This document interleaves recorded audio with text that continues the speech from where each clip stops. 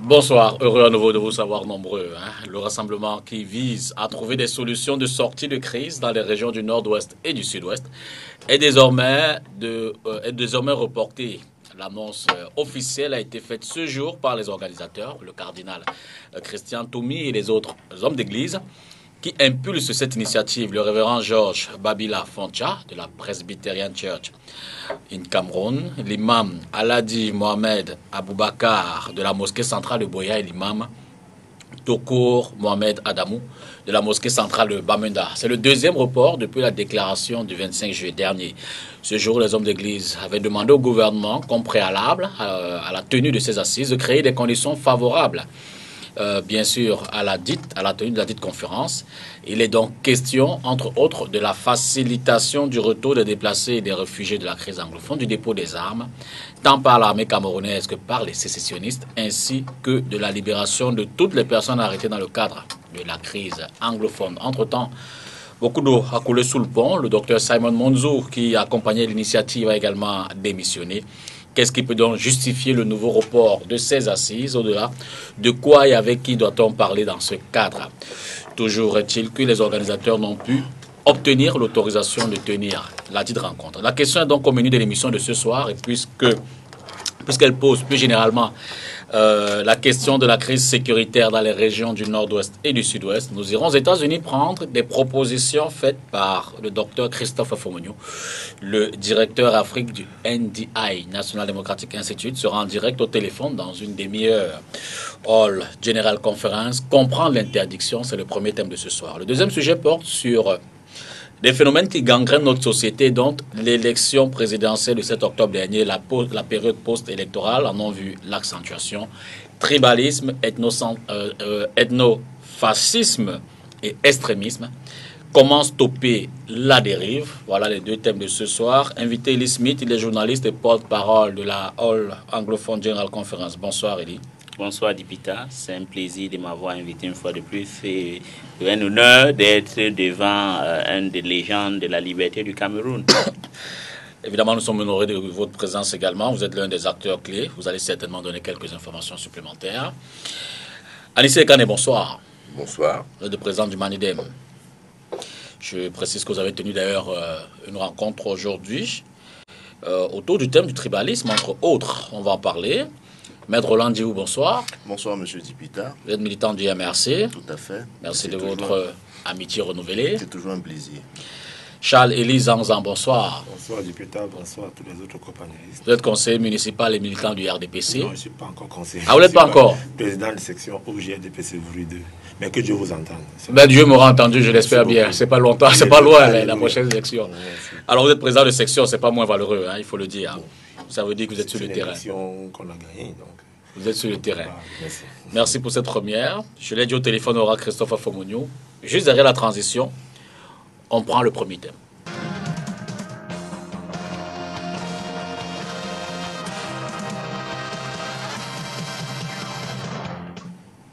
Alors, Eli Smith, j'ai envie d'aller tout de go avec vous. Vous avez annoncé aujourd'hui de façon officielle le report de cette rencontre. Quelles en sont les raisons? J'ai failli dire officielles, mais je dirais les raisons réelles. Les raisons réelles sont les raisons que nous avions déclarées. On a fait une demande, parce que si vous voulez organiser une manifestation comme on veut faire, vous faites une demande officielle. La première qu'on a fait, il y avait une erreur, non, une omission. Le lieu précis, elle devait avoir lieu. Elle a été ramenée et on a mis ce lieu qui devait être à St. Anthony's Parish, Lower Farms, à Boya. Mais bon, depuis, on n'a jamais eu de réponse. Pourquoi? Nos avocats nous ont dit que dans un régime de déclaration, si vous déposez, quand on ne vous... si vous n'avez pas de réponse, ça veut dire que vous avez l'autorisation d'y procéder. Mais il y a un problème. La Anglophone General Conference, ce n'est pas une réunion ordinaire. Donc nous avions voulu que, si l'autorisation, ils veulent, que ça soit écrite. Quand elle est écrite, nous savions que ça serait accompagné des mesures de sécurité. Parce que vous saviez que dans le sud-ouest et le nord-ouest, il y a l'insécurité. Donc, nous, on pouvait aller parce que même mes amis m'ont dit à moi, Munzu, le cardinal Toumi, qu'on est personnel non grata en Amazonie. Mais nous sommes, on est allé avec... dans le sud-ouest, vous voulez dire? En Amazonie, bon, dans le sud-ouest, ils ont dit partout, soit dans le sud-ouest ou dans le nord-ouest. Voilà. Mais nous, on est allé et on est allé au bureau du sous-préfet de Boya et on attendait, on savait que peut-être dans les heures qui vont arriver, ils vont écrire cette autorisation, parce que quand on vous donne l'autorisation écrite, on fait les ampliations aux différents corps de services de sécurité. Donc nous avions dit, on pouvait continuer, mais le danger est ceci.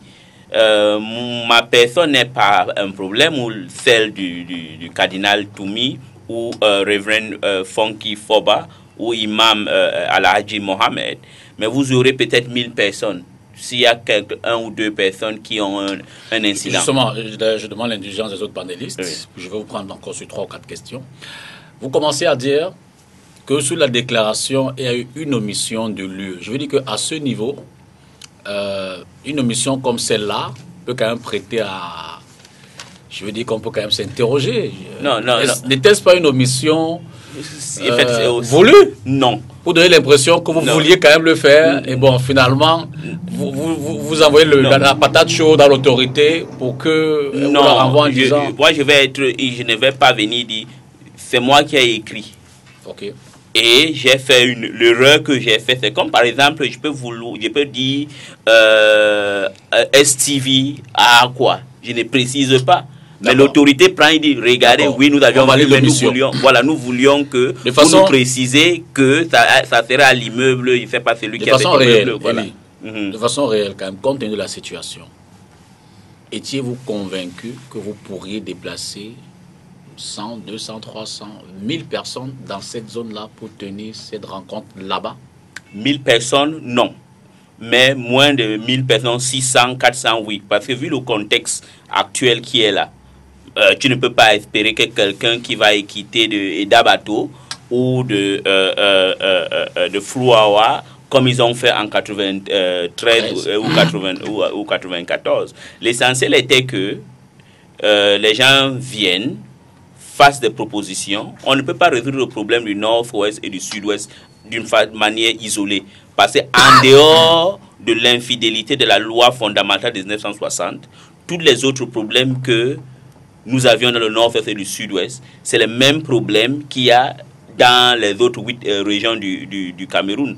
La seule différence est que dans les régions du nord-ouest et du sud-ouest, il y a un tissu associatif, une société civile plus active, plus enclin à s'unir et faire des revendications par rapport, voilà même le sujet que vous allez discuter le prochain sujet, parce que ici dans les autres 8 provinces du Cameroun, les gens sont d'abord extrêmement tribalistes, on défend d'abord la tribu avant la cause nationale. En l'absence des stats, on peut pas non plus être... On reconnaît que le phénomène est présent et qu'il est montant. Non, ça se voit. Pas non plus la preuve, la preuve est que j'ai vu pendant les élections. Revenons à la création d'abord le deuxième thème. Oui.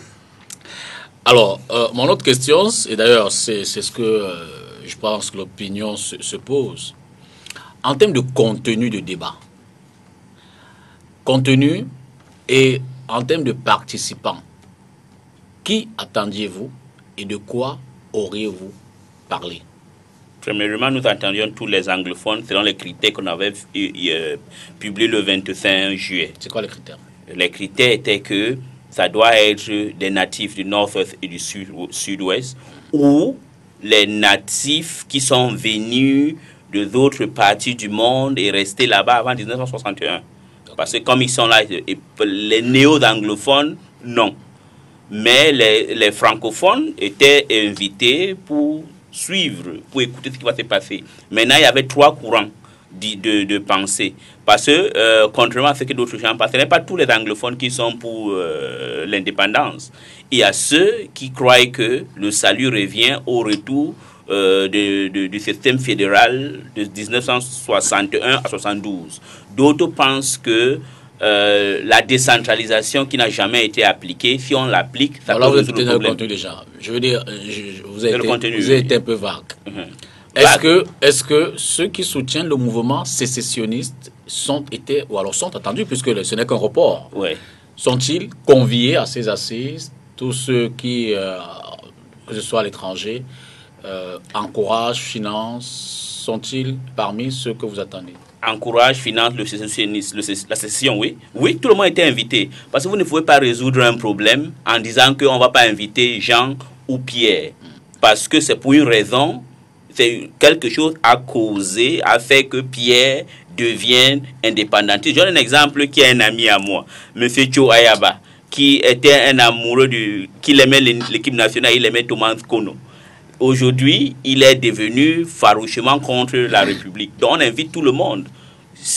S'ils veulent venir, ils viennent.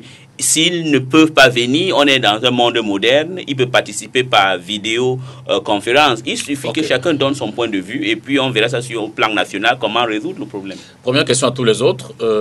Maître Diou, êtes-vous surpris par la réaction des autorités qui ont demandé de mettre d'abord la pédale douce? Alors, je ne sais pas si les autorités ont demandé de mettre la pédale douce ou bien elles ont simplement refusé de se prononcer. Donc, je crois qu'à ce sujet-là, je ne voudrais pas m'avancer un peu trop. Même si on est dans un contexte où, en général, les manifestations qui ne sont pas au goût des autorités publiques ne sont pas souvent autorisées, parfois même... Que vous ont dit les autorités, justement? Elles ont interdit, qu'est-ce qu'elles disent? Bon, il y a ces choses que vous allez peut-être me permettre de ne pas vous dire.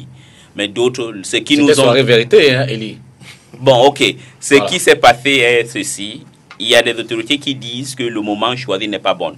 Qu'ils ont un problème post-électoral. Ça, c'est le gouverneur? Non, moi, je vous dis, les autorités ne vous donneront pas la peine. D'accord, n'allons pas jusque-là. Oui. Donc, pour ça, c'est oral. Et on a même insisté que, bon, dans ce cas, écrivez que non, on n'écrit pas. D'accord. Vous poursuivez. Non, justement, vous comprenez pourquoi j'ai pris cette précaution d'usage. C'est pour dire que, normalement, et M. Smith l'a rappelé tout à l'heure, on est dans le régime de la déclaration. Ils ont déclaré effectivement leur réunion publique et logiquement, ils se seraient attendus à avoir un récépissé de déclaration qui est différent d'une autorisation. Et très bien, ayant très bien compris ce qu'il a dit, eux, ils n'attendent pas de l'autorisation la valeur légale que cela a en droit camerounais, mais ils veulent avoir la caution. Si je comprends bien, ils veulent avoir la caution du gouvernement pour être sûr qu'ils auront d'abord la sécurité et que leurs travaux vont se dérouler sans suspicion. Et moi, je dis, je ne suis pas particulièrement content de voir qu'une occasion comme celle-là, une occasion qui est donnée à nos compatriotes des régions du nord-ouest et du sud-ouest de s'exprimer. Je ne suis pas particulièrement content que cette occasion soit reportée, surtout que ce n'est pas le premier report. Maintenant, je vais simplement espérer que les organisateurs puissent effectivement régler ce qu'il y a à régler et souhaiter que les autorités administratives, elles aussi, puissent accompagner, voyez-vous, le dit processus, afin que effectivement que les ressortissants de ces deux régions-là puissent discuter de manière franche, de manière ouverte, sur les pistes de solutions qu'elles pensent proposer au reste du Cameroun. Et là, je parle encore sous le contrôle de M. Smith, puisqu'il l'a dit tout à l'heure, oui, puisse proposer ces solutions-là au reste du Cameroun afin que nous puissions régler cette crise qui, de mon point de vue, a beaucoup trop duré. Charles Lee, Oui. les autorités, vous êtes surpris par cette réaction-là? Non, je ne suis pas surpris parce que justement le rôle de l'autorité, en dehors de réguler, c'est aussi assurer la sécurité des personnes et des biens. Je pense que, vous savez, l'autorité a aussi ces couloirs de renseignement que nous n'avons pas. Je comprends que mon bon Bouéli ici n'a pas voulu nous dire certaines choses. Eux-mêmes, les organisateurs, ça ne va pas entre eux. Ça, il faut le dire aussi. Parce que quand on veut, parfois quand on veut soigner le palu, il ne faut pas souvent prendre le remède qui va nous donner la lèpre. Il vaut mieux être sûr que le remède qu'on va prendre va soigner le palu. Donc il y a d'abord un problème au niveau des organisateurs de la conférence, entre les ressortissants anglophones du nord-ouest et ceux ressortissants du sud-ouest. Il n'y a pas d'abord cette symbiose qu'on aimerait voir. La deuxième chose, c'est que certains ressortissants du lieu qu'ils ont choisi, qui est Bouya, ne se sentent pas concernés de manière intégrale dans cette conférence. La troisième chose, c'est que Élie l'a dit ici, dans le découpage de ceux qui devaient participer à la conférence anglophone, il y a même déjà de la discrimination. Il y en a ceux qu'on a choisis, il y a ceux qu'on a écartés, et au même moment, on dit on veut que tout le monde puisse s'exprimer. Alors, je trouve moi un peu difficile, je voudrais un peu comprendre, il va peut-être m'expliquer, le fait qu'on demande à certains qui soient nés d'une année à une certaine année de ne pas participer à la conférence et que ceux qui auraient peut-être plus ou moins encouragé que cela se produise soient invités à peut-être c'est peut-être mal compris ou pas. Attends, pour cette affaire, vous laissez rapidement. On a le 25 juillet, on a sorti un communiqué qui est anglophone. Qui est anglophone, on sait que tout le monde peut être anglophone, mais dans le contexte spécifique, on a dit que ça doit être des natifs du nord-ouest et du sud-ouest. Et ajouter à ça, parce que toutes les régions sont les régions d'immigration, les gens viennent, ceux qui sont venus rester là avant 1961. Donc ça veut dire que tu peux être libérien, sierra-léonais, Bassa, Bandem, tout, Bamileke. Donc voilà ce qui se passe. Donc ce n'est pas que, et quand j'ai dit, peut-être vous avez mal compris, j'ai dit les néo-anglophones. Ça veut dire quoi? Ça veut dire que comme vous, monsieur mon homonyme, si aujourd'hui tu parles anglais ou ton enfant parle anglais, tu ne peux pas comprendre le problème des anglophones comme quelqu'un qui est peut-être ses parents sont venus de la Sanaga maritime qui habite à Sokolo. C'est justement voilà. En fait, je trouve que c'est un des problèmes parce que encore là, il y a une exclusion. Bon, mais quoi qu'il en soit. Non, mais après ça, pardon, pour te conclure, après ce que nous allons prendre, parce qu'on ne peut pas, j'ai dit, on ne peut pas résoudre le problème anglophone d'une manière isolée. Ça doit être sur le plan national. Ça veut dire tout ça, vous allez bénéficier. Pour terminer, et puis bon, après, et pour terminer, je voudrais quand même rebondir aussi un peu ce qu'a dit mon frère Maître Ndjougou, pour lui faire comprendre que non, mais quand on va vers la résolution d'un conflit aussi sanguinaire, aussi meurtrier que celui que subit nos frères ressortissants des deux régions, il ne faut pas toujours jeter le propre sur le gouvernement. Le gouvernement a aussi ce rôle-là d'encadrer les populations. Quand on veut faire l'amalgame entre ce qu'on appelle le régime de déclaration de manifestation, non, il faut dire aussi que ce même gouvernement a des informations que nous n'avons pas et il fallait assurer, je dis bien assurer la sécurité de tous les participants à ce débat. S'il vous plaît, M. Dipita, vous me permettrez quand même de faire remarquer sur votre plateau que peut-être que ce n'est pas mon habitude et que M. Zang a choisi de se rappeler de ce que nous disions pendant la campagne électorale. Je n'ai pas jeté l'opprobre sur qui que ce soit. Je crois avoir été suffisamment équilibré dans mon propos tout à l'heure en indiquant que j'espère, je crois que je l'ai dit, j'espère qu'aussi bien les organisateurs feront ce qu'il y a lieu de faire, j'espère aussi que les autorités accompagneront cette organisation. Voilà.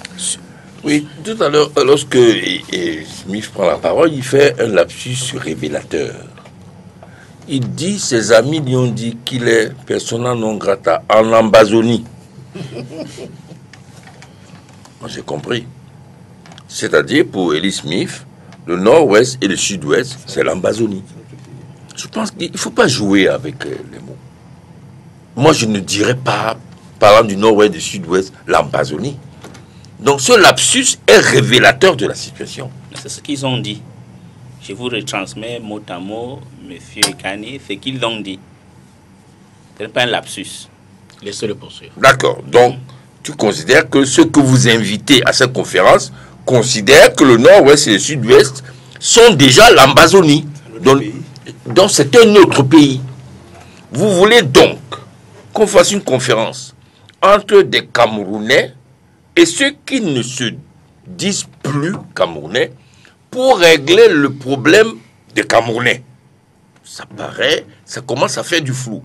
C'est flou pour vous, c'est flou pour un certain nombre de forces politiques, parmi lesquelles celles qui ont participé à l'élection présidentielle, qui ne veulent pas faire la lumière sur ce qui se trame. Pourquoi? Pourquoi il n'y aurait pas la All Bassa Conference? Pourquoi il n'y aurait pas la All Bamileke Conference pendant qu'on y est dans ce contexte-là? Parce que imaginez-vous qu'un psychopathe sur les réseaux sociaux comme Ghana demande que les Bamileke prennent les armes. C'est écrit noir sur blanc qu'il est porte-parole de cette dynamique-là. Ça veut dire qu'aujourd'hui, vous acceptez, vous voulez qu'on règle le problème de notre pays en petite entité de Bantoustan. Parce que c'est de ça qu'il s'agit. Première chose. Deuxième chose, moi, la forme, c'est-à-dire pourquoi il n'y a pas eu la convention, m'intéresse peu. Pourquoi? Avant l'élection présidentielle, nous avons dit que résoudre la crise anglophone, ça vaut 1000 élections. Ceux qui ont été à la campagne ont dit non, il faut aller à l'élection. Après l'élection, ils disent mais il n'y a pas eu d'élection là-bas. On dit une chose et son contraire. Nous considérons que la crise anglophone stresse le Cameroun. Si elle stresse le Cameroun, c'est le Cameroun qui doit trouver les moyens de résoudre ce problème qui le stresse. Pas demander à d'autres Camerounais de dire comment on va résoudre le problème du Cameroun et de communiquer les résolutions au reste du pays, comme l'a dit Smith. Le reste du pays, c'est qui? C'est ceux qui parlent français. C'est-à-dire que oui, le reste du pays, c'est le non anglophone. C'est-à-dire les francophones, ceux qui parlent français. C'est-à-dire que vous êtes encore dans le prisme de la division coloniale linguistique du pays. D'autant plus que vous excluez, a priori, ceux qui ne sont pas natifs du coin. C'est-à-dire que vous êtes en train de faire une disque. On arrive au deuxième sujet. Parce qu'il y a une jonction entre ce sujet et le deuxième. Ceux qui ne sont pas nés là-bas avant 61, qu'ils aient se faire voir ailleurs. Ailleurs où? Chez les francophones. C'est-à-dire que vous avez déjà, dans cette conférence, coupé le Cameroun de Oumyobé, de Wandje, de Moumié en deux. C'est inacceptable pour nous. Voilà. Vous voulez réagir? Oui, je veux réagir. Premièrement, là où je crois que vous m'avez mal compris. Nous avions dit ceci. Les propositions qui vont être réunies ou récoltées à Buea. Pas les anglophones. Oui, seront prises et on va remettre ça au président de la République du Cameroun. Parce que c'est le président de tout le Cameroun. Donc, pour ne pas seulement résoudre ce problème, parce que ce problème-là, je vous ai dit, quand on amène en dehors de l'infidélité de 61, il y a d'autres problèmes qu'on trouve dans tout le Cameroun. Donc voilà ça, un. Deuxième, secondo, prendre les gens qui disent qu'ils sont de l'Ambazonie, ça c'est seulement peut-être quelqu'un qui est fâché, il décide que veut être ambazonien, mais premièrement, tous ces individus-là utilisent toujours le passeport camerounais. Quand ils voyagent avec quel passeport. Donc, on ne peut pas vouloir résoudre le problème et on décide que parce que monsieur X ou madame Z a un jour dit que je ne veux pas ceci. On doit se poser la question, pourquoi les individus sont allés à cet extrême? Et vous avez dit autre chose, bon, mais je voudrais dire qu'on n'a rien de caché, voilà, en termes d'exclusion. Non, le problème c'est ceci, et vous le connaissez bien. Moi, je vous respecte beaucoup. Il y a des choses que je ne veux pas dire parce que vous êtes, comme j'ai dit tout à l'heure et je le dis maintenant, je peux donner la liste des Camerounais que j'ai souvent les difficultés à discuter avec parce que ce que vous aviez fait, beaucoup de gens ne connaissent pas, mais moi je connais. Mais vous savez, la vérité est que le problème qu'on a au Cameroun actuellement est tout juste le problème que l'amalgamation du Cameroun n'a pas marché et les lois fondamentales qu'on a réglées n'ont jamais été respectées. Mais je mets ça à côté. Mais je voudrais donc dire que le but de cette conférence n'est pas pour exclure, mais on se dit, quelqu'un qui est venu au Cameroun occidental, comme on appelait à l'époque, avant 1961, c'est un natif. Il connaît la preuve. Les gens qui ont créé la KUNC, M. Dibonge, il est de Bonadibon.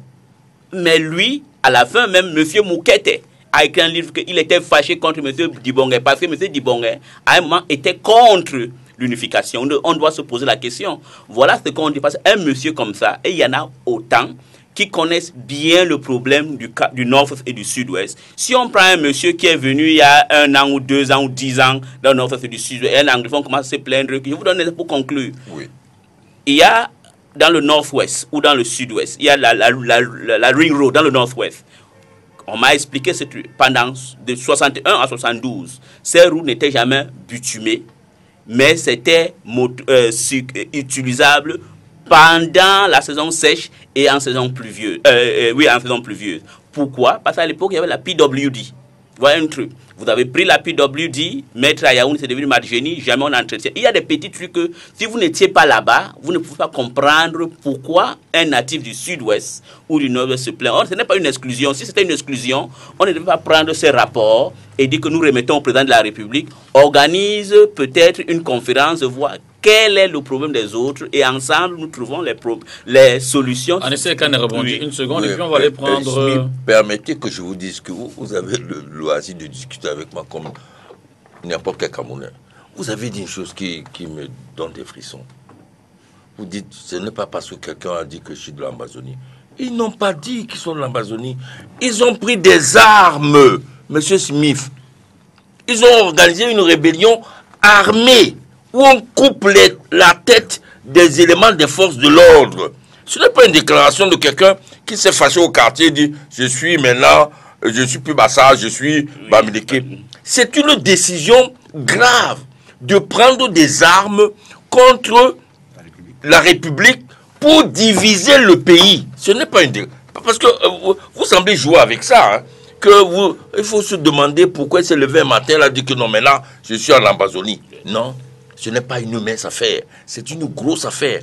D'autant plus que cette décision de prendre des armes, c'est fini, pour couper le pays en deux. Des décennies auparavant, des Camerounais sont morts pour réunir ce pays, que les colons ont divisé. Vous me permettrez une minute. On va poursuivre le débat. Je l'ai dit à l'entrée de l'émission, on va aller du côté des États-Unis pour discuter quelques bouts avec le docteur Christophe Fomonio, le directeur Afrique du NDI. Docteur, bonsoir, vous êtes en ligne. Bonsoir et bonsoir aux autres co-panélistes ainsi qu'aux éditeurs de STV. Comme panélistes, nous avons le président Nissé Kane du Manidem, nous avons Maître Roland Diou du MRC, nous avons Charles Elisan du RDPC et puis nous avons Elie Smith. Alors, première réaction, vous avez certainement appris le report de la conférence, la Hall General Conference que devait organiser le cardinal Christian Toumi et quelques autres bergers de l'Église ou alors de la religion. Une réaction? Vous êtes surpris de ce décalage, de ce nouveau report-là? Je crois que voilà une initiative qui va dans le sens de trouver une plateforme qui devrait permettre aux gens de se réunir et de discuter. Et que malheureusement, le cardinal ainsi que les autres chefs religieux et ceux qui soutiennent cette initiative souffrent un peu du fait qu'ils sont attaqués de deux bords et on ne leur donne pas l'opportunité de créer cette plateforme pour que les gens puissent se réunir et de discuter. Mais parce que d'un côté... Ouais. Est-ce que en l'état actuel de la situation, est-ce qu'il était opportun, d'autant plus que pour l'instant la sécurité, la sérénité n'est pas totalement revenue? On n'a pas encore pensé les plaies, d'une part. D'autre part, au regard peut-être de l'identité des participants qui ne semblent être que des personnes ou des personnalités de ces régions-là, excluant de fait les autres régions du Cameroun. Est-ce que ces éléments-là ne donnent pas argument à ceux, effectivement, qui pensaient qu'il n'est pas opportun d'organiser cette rencontre? Non, je crois qu'il faut quand même faire confiance aux gens. Il faut faire confiance à ceux qui prennent ce genre d'initiative. Parce qu'ils ne sont pas moins camerounais que les autres. Ils ne sont pas moins patriotiques que les autres. Alors, s'ils osent convoquer les gens pour ce genre d'assises, ça voudrait dire que quelque part, eux-mêmes mesurent l'importance des actes qu'ils vont poser et estiment que cela peut contribuer à ramener la paix. Parce que vous ne pouvez pas demander aux gens qui sortent des régions qui sont en difficulté depuis 2 ans de ne pas faire quelque chose et en même temps, les gens des autres régions restent tranquilles et ne fassent pas quelque chose. Si au moins on leur disait, vous ne pouvez pas vous réunir à Boya parce qu'il y a une rencontre, une grande réunion à Douala pour parler des mêmes problèmes, parce qu'il y a une réunion à Garoua pour parler des mêmes problèmes, ça peut se comprendre. Mais en même temps, on ne peut pas leur dire, non, vous ne pouvez pas vous réunir, mais en même temps, les autres ne font rien pour créer une plateforme où les gens peuvent venir s'exprimer sur les questions qui vous préoccupent depuis 2 ans. Donc, je pense que on ne peut, lorsqu'on est adulte, lorsqu'on se respecte mutuellement, il faut quand même faire confiance aux gens. Je ne pense pas que le cardinal Toumi, qu'aucun Camerounais au jour d'aujourd'hui puisse remettre en question le patriotisme du cardinal Toumi et du fait qu'il mesure l'ampleur des actes qu'une pareille conférence peut poser. Donc, faites-lui quand même confiance. Sinon, on va passer tout le temps dans les questionnements, personne ne fera rien et ce sera le status quo. Et avec chaque jour qui passe, la crise s'aggrave et on se regarde, on fait des débats, on fait des discussions et personne ne pose un acte qui va dans le sens de créer des conditions, ne serait-ce que pour le début des échanges. Parlant justement de questionnement, vous avez, dans une forme de tribune, fait un certain nombre de propositions, je pense 10, pour apporter du vôtre à la résolution de cette question-là. En résumé, que dit le docteur Fomonio en termes de propositions de solutions de sortie de crise? Je dis dans ces 10 propositions qu'il faut d'abord arrêter les tueries. Parce que avec chaque mort d'homme, la crise devient encore plus compliquée. Que ce soit un civil qui est tué, que ce soit un membre des forces de défense et de sécurité, chaque jour qui passe, que la crise perdure, qu'il y a des pertes d'hommes, des vies humaines qui sont des pertes de vies humaines, la destruction des biens, ça cause des frustrations qu'on ne pourra pas gérer dans un temps record. Qu'il faut libérer les gens qui ont été pris, les gens qui ne sont pas violents, mais qui ont été pris dans la foulée parce qu'ils se trouvaient dans des villes anglophones ou bien parce qu'ils s'identifient comme étant des anglophones et ayant une certaine sympathie avec les doléances soulevées par les anglophones. Il faut quand même décanter l'atmosphère et créer les conditions qui permettraient à ce que les gens puissent engager un débat serein. Parce que sinon, ce serait très difficile de réunir les gens, de parler de ces questions-là et de trouver un consensus sur les propositions concrètes qui doivent être adoptées. Je pense que la deuxième crise que j'ai évoquée dans ces recommandations, c'est la crise liée à l'organisation de l'élection présidentielle du 7 octobre. Parce qu'on ne peut pas cumuler des crises sur crises et penser que le pays va pouvoir fonctionner normalement comme il se doit. Donc je me dis qu'il faut se rendre à l'évidence que nous sommes confrontés maintenant à des multiples crises et trouver le courage pour confronter de manière vraiment holistique et compréhensive l'ensemble de ces crises et jeter les bases pour une résolution paisible. Sinon, ça ne va pas se résoudre, par la violence. Que ce soit la crise anglophone, que ce soit le questionnement de la légitimité par rapport à l'élection présidentielle du 7 octobre, aucune de ces deux crises ne pourra être résolue par la voie de la violence. Il faut débattre, il faut en discuter, il faut trouver un consensus sur la sortie des crises pour ces deux cas précis, sinon le pays va s'engonfler davantage. Docteur Fomouniou, je vous suggère de rester, de garder l'antenne 1 ou 2 minutes. J'ai vu des panélistes prendre des notes. Je pense qu'ils voudraient rebondir sur une ou deux choses. Anissé Kané. Bon, premièrement, je n'ai aucune, j'allais dire, raison fondamentale de faire confiance au candidat Toumi. Pourquoi vous demandez qu'on fasse particulièrement confiance au candidat Toumi? Non, parce qu'il est Camerounais. Parce qu'il est concitoyen. Bon, vous faites confiance au chef d'État alors aussi, puisqu'il est Camerounais également, sauf preuve du contraire.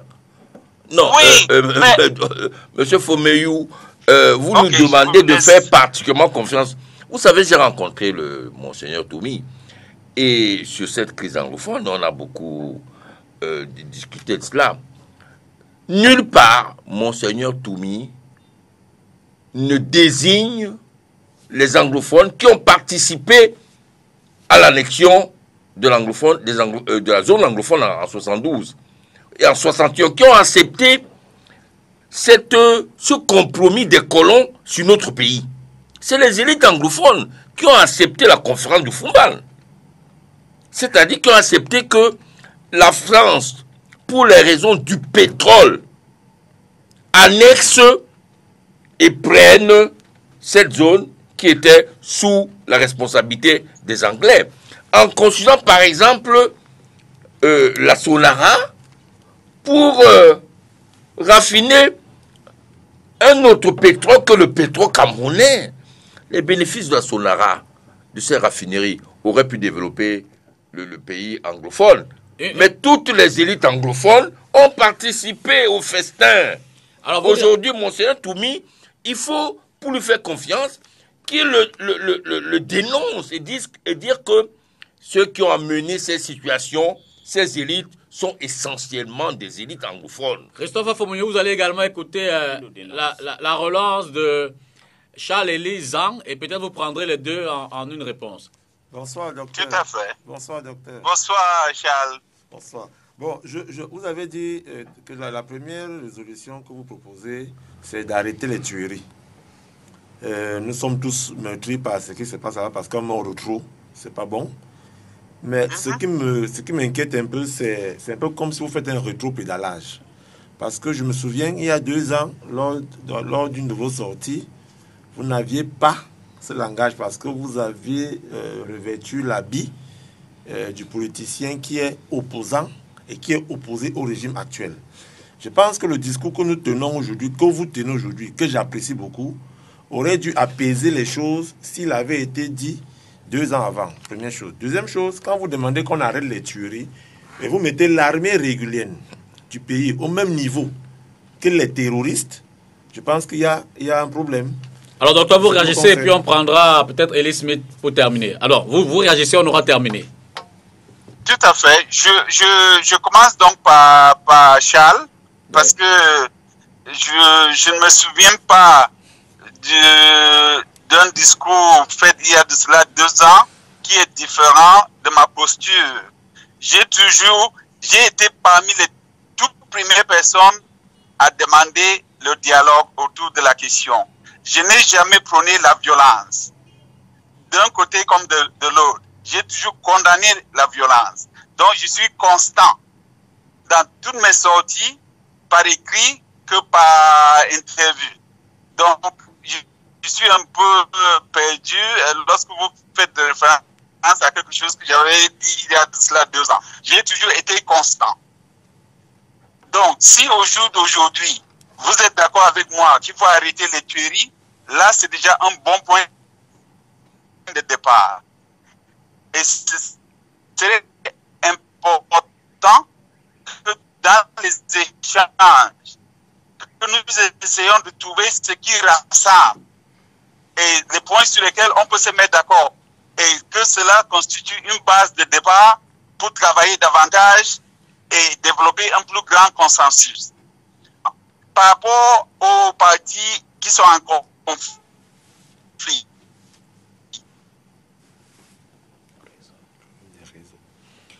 Alors, on va peut-être vous relancer. Je Alors, ok. n'aime pas l'armée régulière et ceux qui ont pris perte d'hommes. Donc, j'ai d'hommes de deux. Et que s'il y a eux, et si on n'oblige pas les gens à ne plus porter les armes contre les uns contre les autres, il y aura toujours des pertes d'hommes. Donc, quelque part, il faut prendre des dispositions particulières pour éviter cela. Vous savez, c'est comme si on était dans une école et que un ravisseur venait prendre les enfants en otage. On ne va pas, pour sauver les enfants, détruire toute une école parce qu'il y a un ravisseur qui aurait pris les enfants en otage.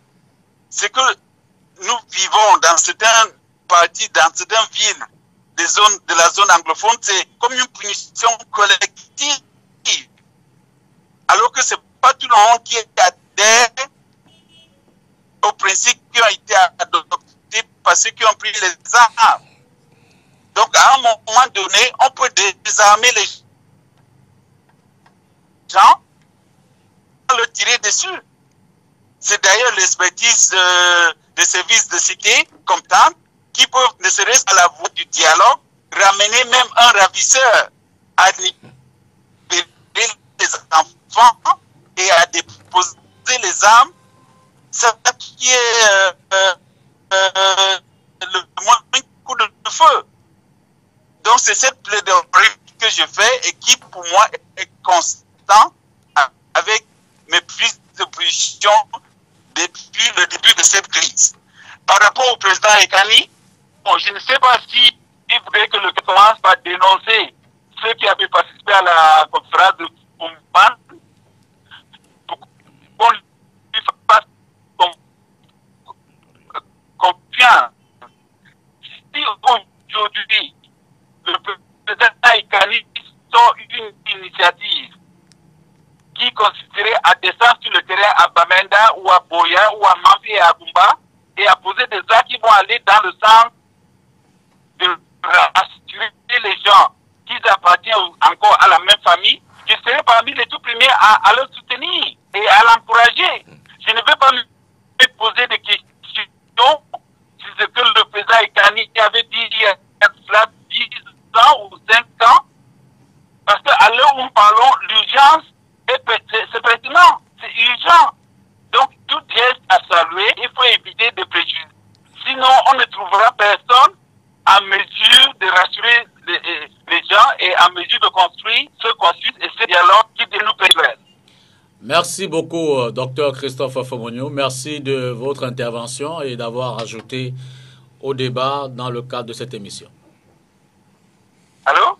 Oui, docteur, merci. Je vous disais merci d'avoir apporté du vôtre hein, pour trouver des solutions dans la crise sécuritaire. Merci. La connexion n'est pas très bonne, mais j'espère que ça a été utile. Du moins, on vous a compris. On vous a parfaitement compris. Merci infiniment et bonne continuation. Au revoir. Merci, au revoir et bonne soirée à vous là-bas. Voilà, on était donc avec le docteur Christophe Fomonio, qui est le directeur Afrique du NDI, National Democratic Institute. Il est basé aux États-Unis. On va poursuivre le débat. Maître Diogo. Oui, moi, ce que je peux avoir comme réaction, c'est que, première chose, il faut quand même qu'on constate tous qu'on est dans une crise qui s'enlise. Cela fait déjà 2 ans que la crise anglophone, la crise dite anglophone, ne trouve pas de solution sur le plan militaire, n'en déplaise. Donc, il faut bien essayer autre chose, au minimum. Je crois qu'il faut au minimum se dire qu'on ne peut pas faire la même chose et attendre un résultat différent. Si la thèse des sécurocrates était qu'il faut absolument résoudre la crise politique des régions du nord-ouest et du sud-ouest par la voie des armes, pouvait gagner l'assentiment de la majorité à un moment donné, il est forcé de constater qu'aujourd'hui, 2 ans plus tard, cette option-là ne semble pas marcher. Et j'ai bien peur que l'enlisement n'aille croissant. Rappelez-vous qu'il y a eu une crise dans beaucoup de pays africains, mais on a fini quand même, après avoir tué des millions de personnes, il a fallu qu'on se rasseye sur une table à la fin pour discuter. Si on est d'accord sur le constat selon lequel, quelle que soit la crise, quelle que soit la gravité de la crise, on finira par s'asseoir autour d'une table. Alors pourquoi ne pas faire l'économie des vies humaines? Pourquoi ne donc pas s'asseoir autour d'une table finalement? Et on a attendu en vain que le leadership central au Cameroun prenne la main justement pour organiser ce cadre du dialogue. Il y a été d'ailleurs invité à plusieurs reprises par plusieurs instances, internes comme extérieures. On a vu se déplacer au Cameroun des personnalités qui comptent dans le monde. On a vu Madame le secrétaire général du Commonwealth. On a vu le secrétaire général de la francophonie. On a vu le secrétaire général des Nations Unies. Et tous, comme en chœur, ont appelé à un dialogue large et inclusif. Alors, personne du côté du pouvoir central et centralisé, et pour emprunter à la légende de M. Ekane Anissé, pouvoir central centralisé néocolonial de Yaoundé n'a cru devoir aller dans ce sens-là. Il me semble que ce n'est pas d'eux qu'il faut attendre une révolution de paradigme. Ils ne changeront pas leur façon de faire.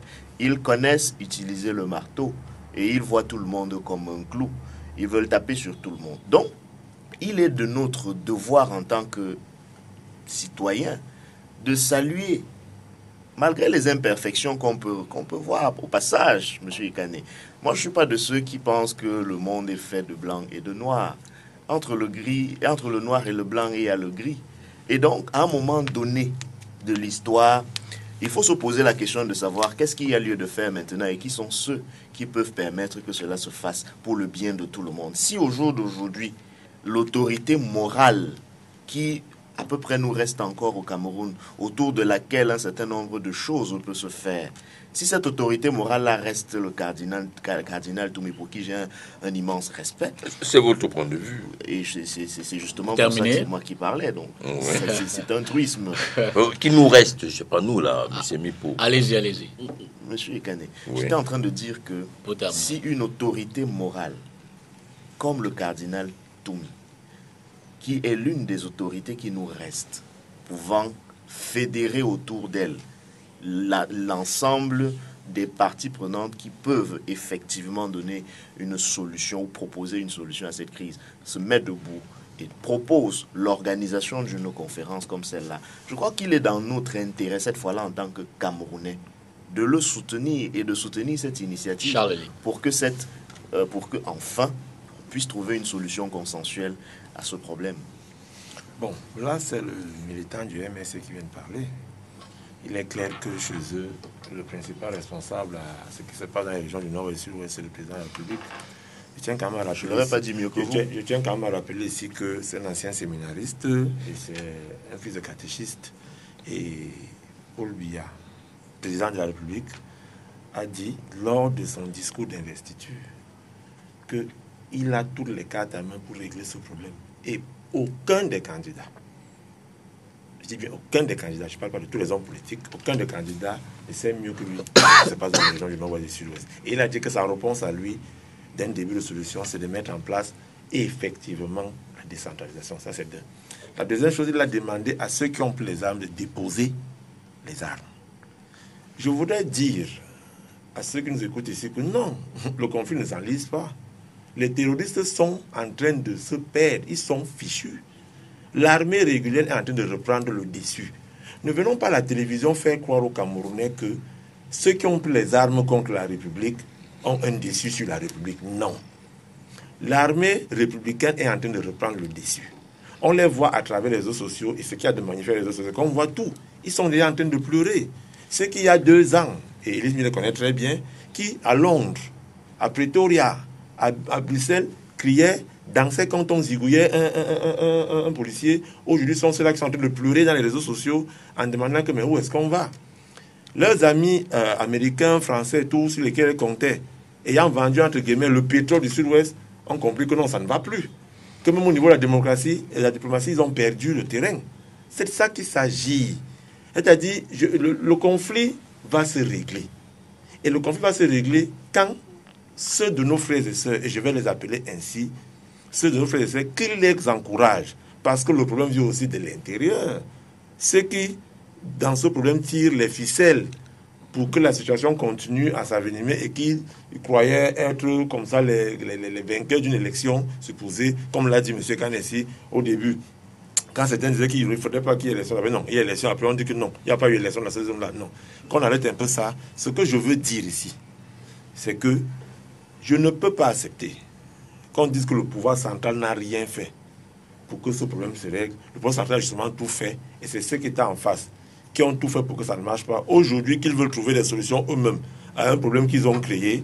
L'État aussi... Qui a créé le cardinal Toumi? Je n'ai pas dit le cardinal Toumi, je ne cite pas les noms des gens, mais je dis, si ceux-là, comme j'ai dit au docteur Foumet, si ceux-là avaient le même discours qu'ils ont aujourd'hui, il y a 2 ans, on n'en serait pas arrivé là. Et mon frère Elie Smith se rappelle, nous étions à Radio Veritas lors d'un débat où je t'avais dit que tu connais très bien ces gens-là.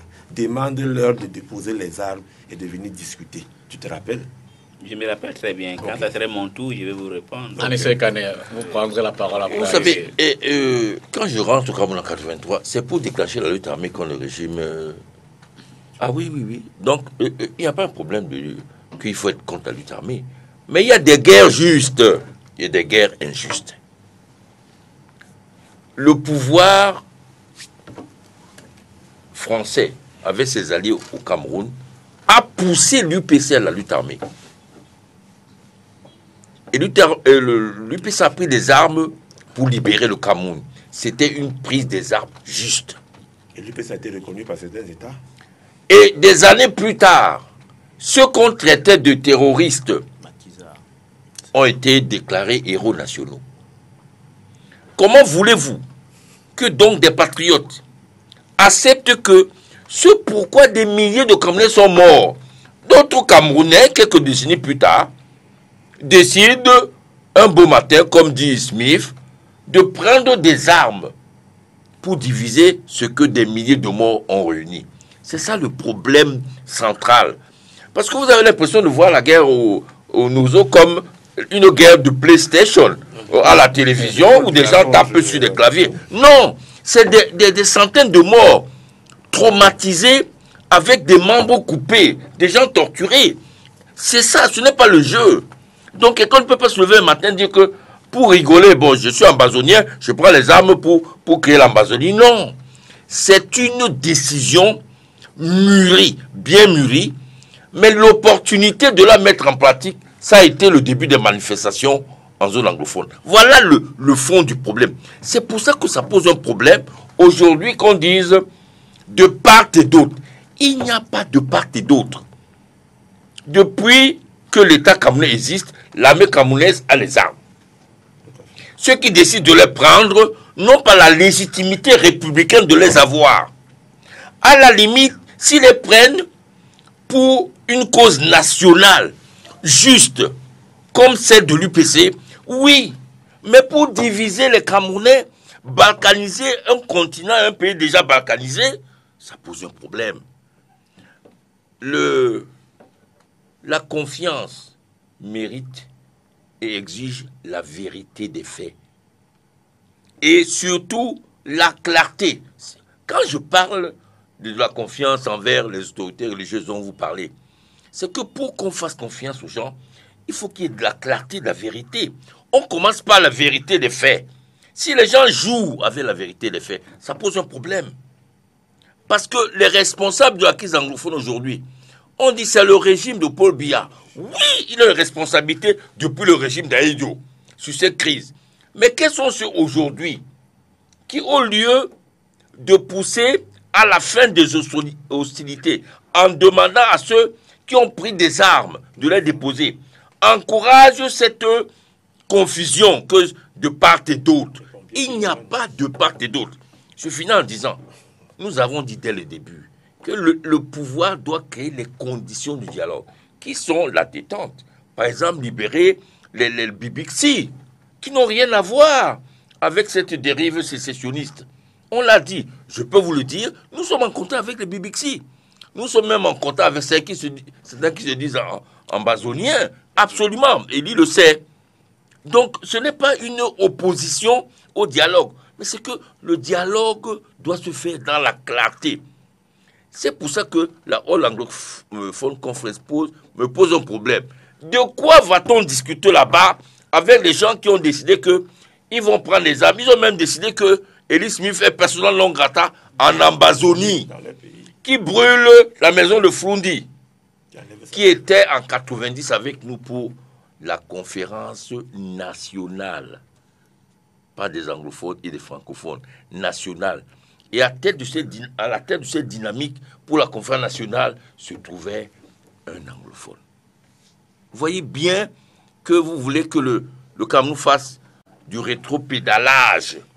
On part d'une conférence nationale à la tête de laquelle se trouve un anglophone, élu par la majorité des francophones. Vous voulez aujourd'hui qu'on arrive à rendre ce pays un pays de Bantoustan. Je vous dis que cette affaire de All Anglophone va donner des petits. Va donner des petits, c'est-à-dire de All Bassa Conference, All Sawa Conference, All Bamileke Conference. Chaque ethnie va dans son coin décider de ce que la République doit lui donner et doit faire pour elle. Et on arrive à un agrégat de Bantoustan avec des élites tribalistes à la tête de ces Bantoustan chargés de caporaliser leur population. Voilà le Cameroun de demain que ce genre d'initiative risque de donner. Élie Smith. Monsieur Kania, dans ce que vous avez dit que je retiens qui est vrai, que le problème de 61, les élites anglophones ont contribué largement. Mais ces mêmes élites, parce que l'erreur humaine, ont demandé pardon, qu'ils ont fait les erreurs. Oui. Où ça? Ils ont demandé pardon? Oui.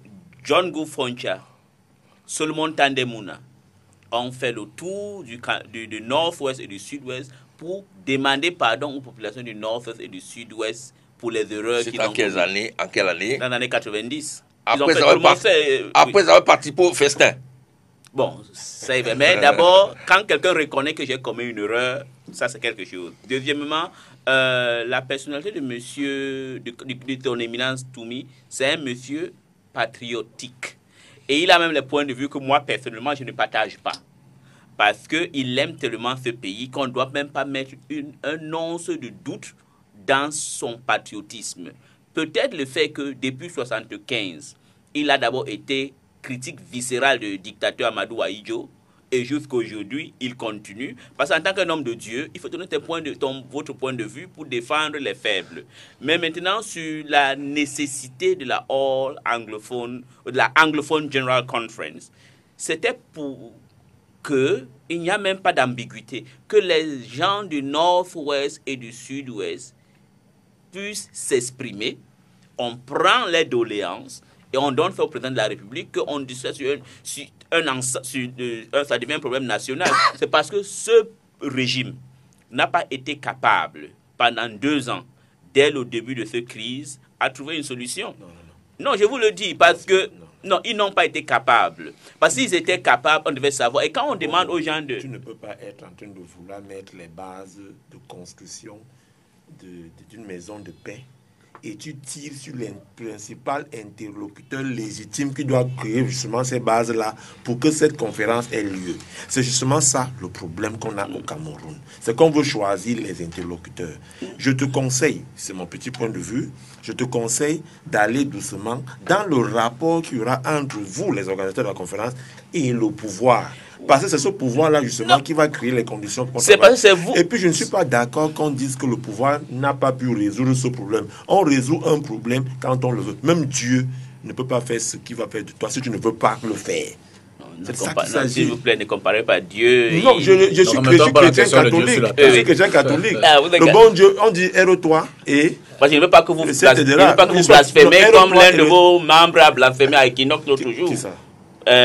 André Luther. Dieu, donc, je ne voudrais pas que vous dites un mot et vous prenez la parole. Il ne faut pas toujours tirer sur oui, bon, oui, ok. Non, moi ce que je veux dire, c'est que, premièrement, il y a le contentieux historique. Et beaucoup d'acteurs sur la scène politique sont beaucoup plus intéressés par le contentieux historique national. Moi, je ne suis pas partisan nécessairement de cette approche pour la résolution des crises.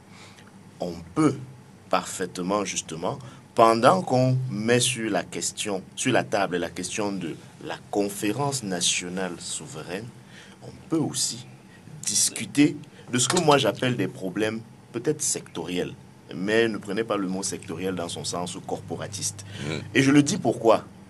Parce que dire qu'on a tout tenté pour résoudre cette crise dès le départ, c'est faire comme si dès le départ on ne savait pas qu'en réalité le problème qui se posait était un problème de nature politique. Parce que, excusez-moi, la question anglophone est et demeure un problème politique et institutionnel. Absolument.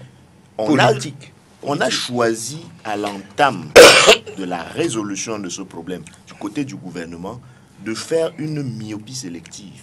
On a choisi de voir qu'il ne s'agit que d'un problème d'avocat. Il ne s'agit que d'un problème d'enseignant, alors que il ne s'agit que d'un problème d'étudiant, alors que précisément ces avocats et ces enseignants disaient que pour eux, la meilleure réponse possible à ce problème qui rejaillit sur leur profession, c'est de discuter du contour politique. On va sortir du sujet. Et là, bon, moi, je fais simplement observer que c'est à ce moment-là qu'il aurait peut-être fallu ouvrir le débat politique et l'ouvrir sur le plan national. Et ce n'est pas tard aujourd'hui. Mais moi, je pense que, peut-être contrairement à M. Ikaneani, c'est que l'une des démarches n'exclut pas l'autre. À partir du moment où on est d'accord, et je me dois de rappeler... Elles peuvent être antinomiques. Hein. On est d'accord qu'elles peuvent être antinomiques, mais à condition de condamner, comme le fait par exemple le professeur Maurice Kamto, la sécession.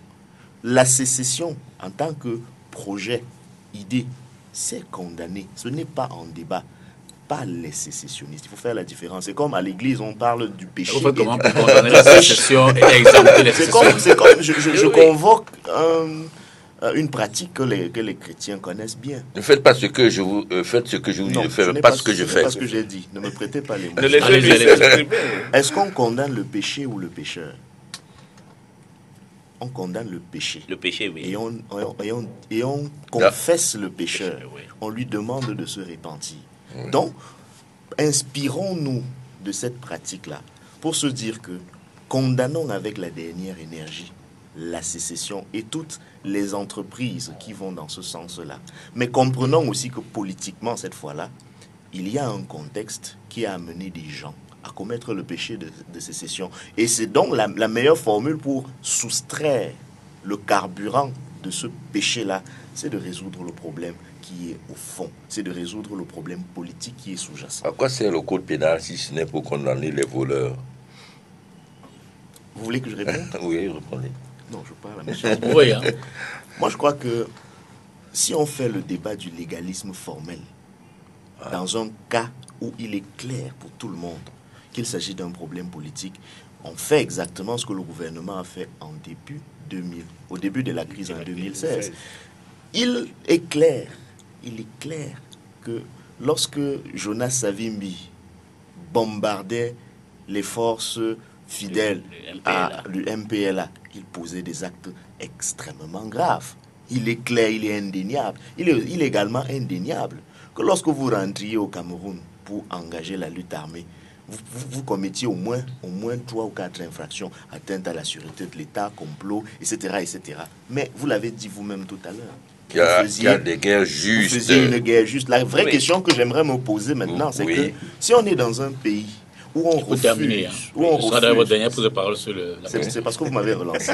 Si on refuse... Vous reconnaissez le droit de juger de la justesse d'une guerre. Absolument. C'est votre droit. Mais pourquoi pensez-vous que d'autres Camerounais n'ont pas le droit de juger de la justesse de leur combat? Je ne vais pas utiliser le terme guerre, parce que vous l'aurez compris, je ne suis pas pour la sécession. Mais vous ne pouvez pas empêcher à d'autres Camerounais de juger... Monsieur Zang, ne me prêtez pas les mots, s'il vous plaît. De juger de la justesse de leur combat. Une fois qu'on est d'accord sur le fait que chacun de nous est doté de la même souveraineté de jugement, discutons raisonnablement de toutes les voies et moyens qui peuvent permettre que tout le monde s'asseye autour de la table. Puisqu'on est une famille, on est un pays, chacun a un point de vue à donner.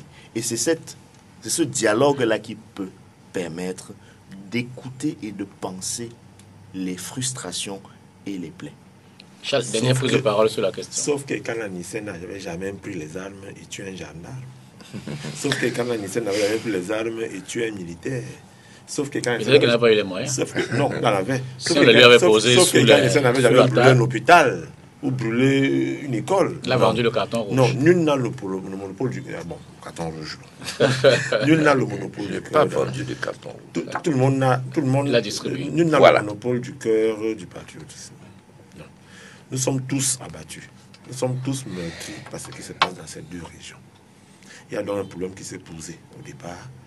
Et cela me ramène aux premières paroles de mon frère Elie Smith qui disait qu'ils ont exclu ceux qui ne sont pas venus à la première génération. Alors que ceux qui sont nés à ce moment-là, qui ont créé cette crise à partir de leurs revendications corporatistes. Ça, c'est bien. Justement, les étudiants. Oui. Les étudiants ne sont pas nés avant 1961.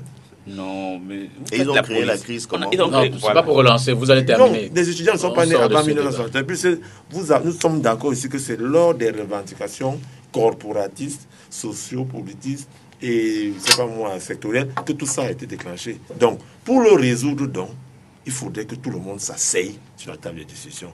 Et la première pierre tombale à poser, c'est le dépôt intégral des armes. Et ces armes-là, du côté des terroristes, Elie, arrête de vouloir les caresser. Arrête, vous savez, le terroriste de l'autre, c'est le combattant de la liberté de l'autre. Oui, c'est pas vrai. non. Parce que moi je voudrais être, non, écoutez, moi je voudrais être civil, mais je n'aime pas que lui il apporte le problème politique. Regarde, monsieur Zang, tout à l'heure, vous m'avez aussi coupé. Vous m'avez coupé tout à l'heure.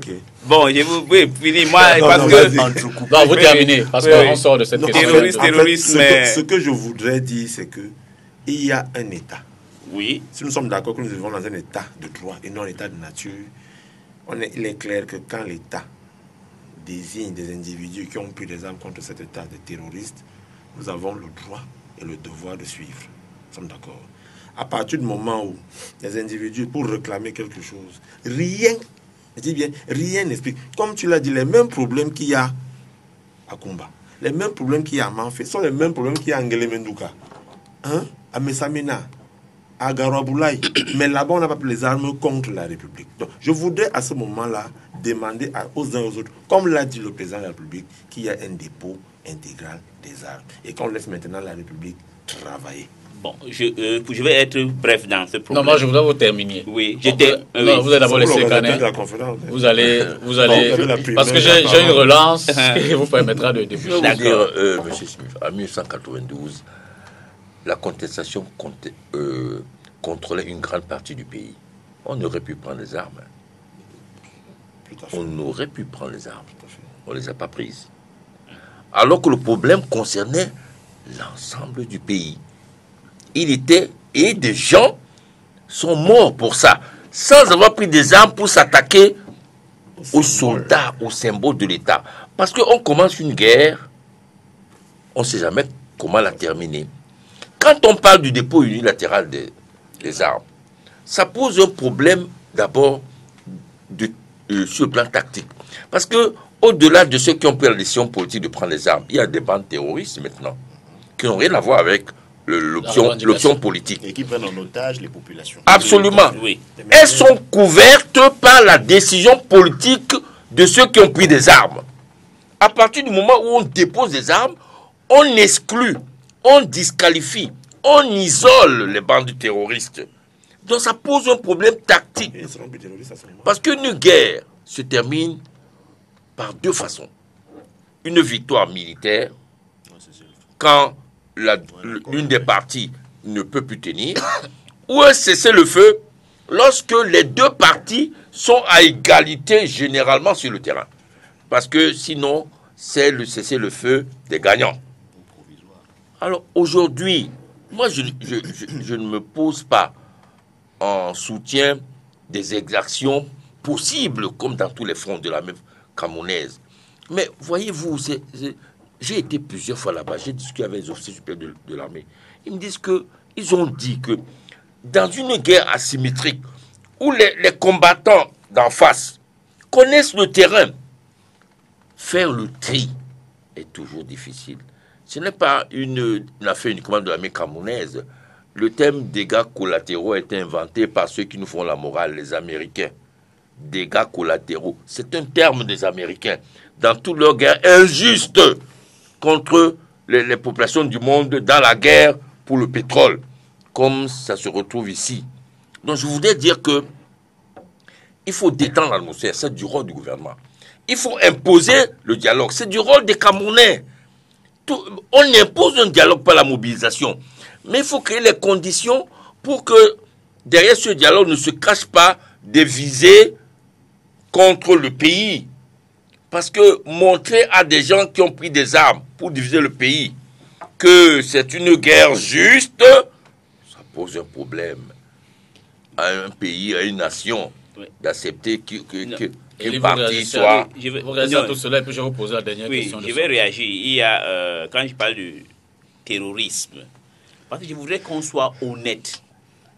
Vous devez vous poser la question, pourquoi à un certain moment les gens ont pris les armes? Moi j'ai voulu, honnêtement dans cette émission, je ne voudrais pas, il a dit il faut être, je ne voudrais pas faire jaillir des choses. Moi je veux la paix. Quand tu veux la paix, il y a des choses que tu évites de soulever. Et je veux vraiment éviter. Parce que si vous voulez que je vous donne et les preuves et je vous mets à défi, on part, vous allez voir, ça serait... Je ne veux pas parce que moi je voudrais que pour avoir la paix, il faut avoir la capacité du pardon et d'oubli. Bon, du pardon, même pas d'oubli, mais de pardonner celui qui t'a offensé. Et ce qui a poussé, je ne suis pas en train de défendre les gens, ce qui a poussé ces jeunes hommes et femmes de prendre les armes, c'est les massacres du 22 et le 1er octobre. C'est quelque chose d'extraordinaire. Il n'y a pas eu de décision politique. Non, écoutez. Non, les décisions... Attends, j'arrive. Pour l'aspect politique, je ne refuse pas. Je ne refuse pas que... Non, attendez. Non, moi, vous allez répondre. Veut dire que... Oui. Ça veut dire que les armes étaient tranquillement posées quelque part. Les gens vaquaient tranquillement à leurs occupations. Et puis le 22 septembre, le 1er octobre, il s'est passé des choses qui ont fâché les gens. Ils sont allés prendre les armes. Non, la preuve en est que les... Non, Dipita, je comprends que c'est dans ton rôle de me pousser de répondre. Les armes que les gens ont prises, c'était quoi d'abord au début? C'était les armes de chasse. Quand, par exemple, on décide de tuer des gens systématiquement, qu'est-ce que vous voulez que les gens comment les gens doivent réagir? Moi, je voudrais mettre tout ça parce que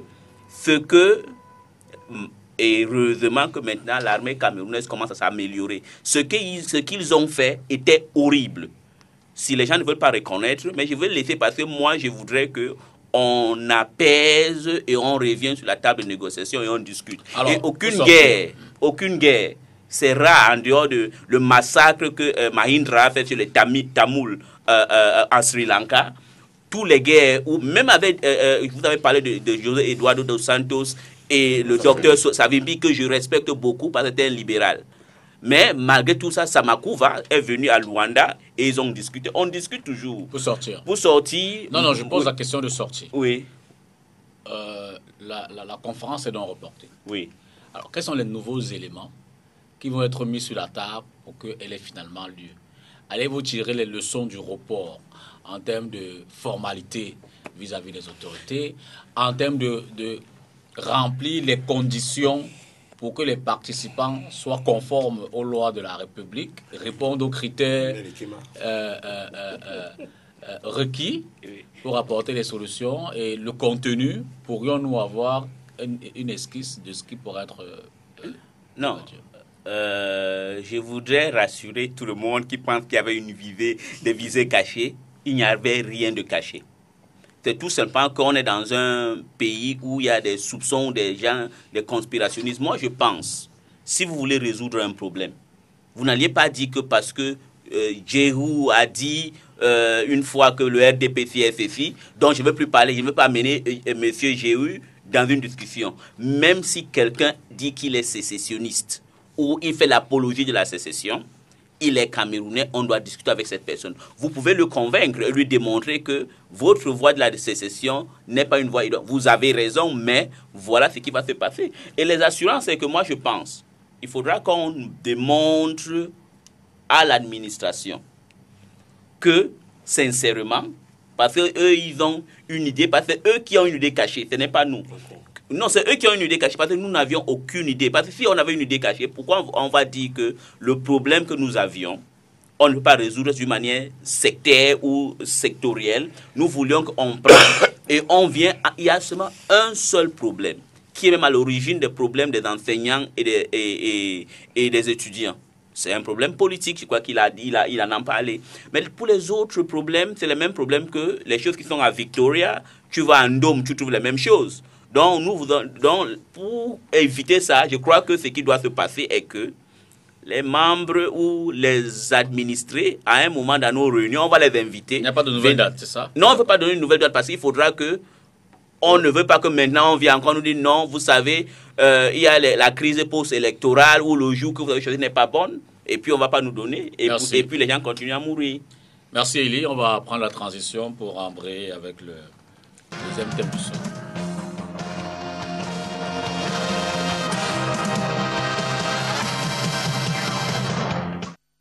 Tribalisme, ethnofascisme, extrémisme, comment stopper la dérive? Mais peut-être avant de répondre à la question, je vais commencer par vous.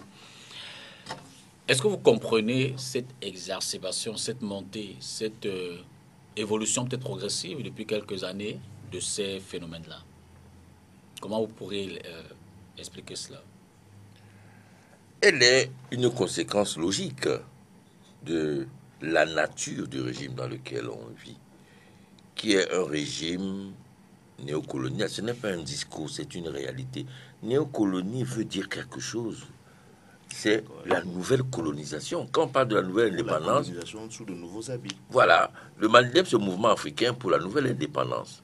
Quand il y a une nouvelle indépendance, il y a une nouvelle colonisation. Dans la logique de Kwame Nkrumah. Absolument. Bon, je voudrais dire que le comprendre voudrait dire que je l'excuse. Non, je ne le comprends pas. Je sais pourquoi. Nous savons pourquoi cela est arrivé.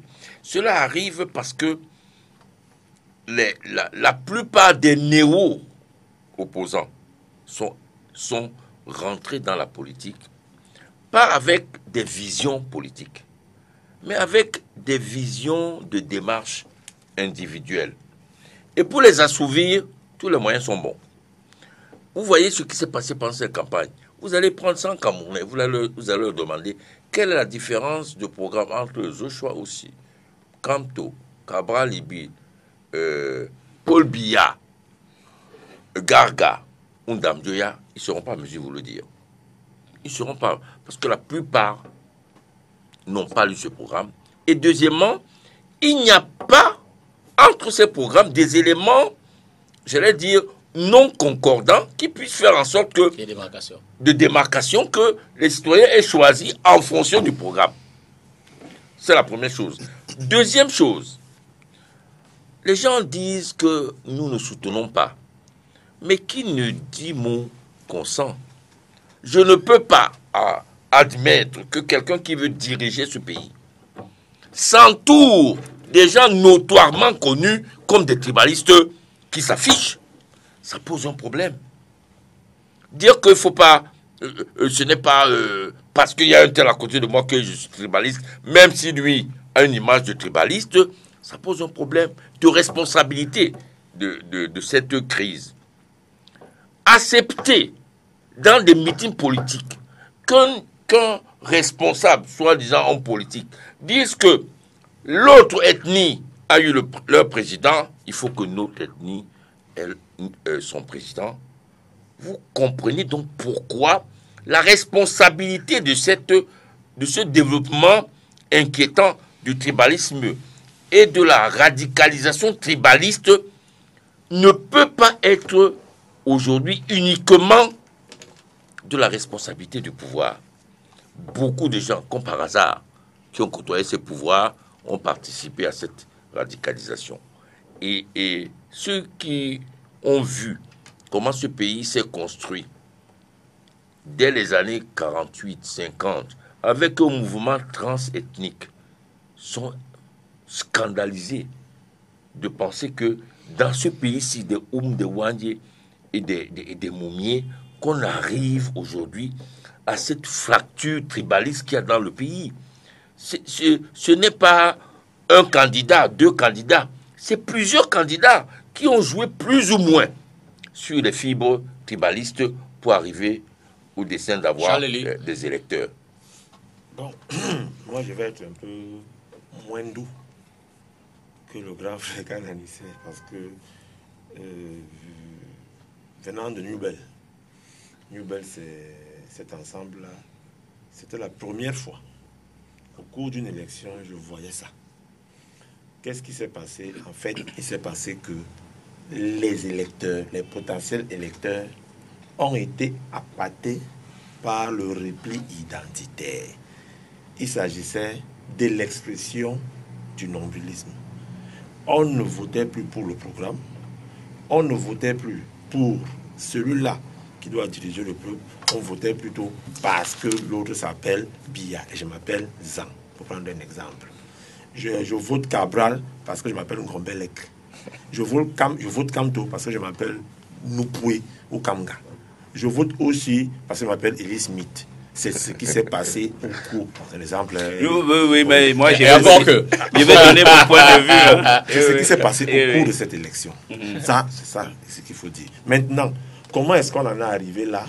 On en est arrivé là parce que justement, les acteurs politiques qui avaient préparé en avance leur projet, ont trouvé un champ fertile en utilisant et les réseaux sociaux et les médias, vous les journalistes, pour verser leur venin et que cela se manifeste au cours de l'élection. Je vais vous prendre un exemple très clair du putain.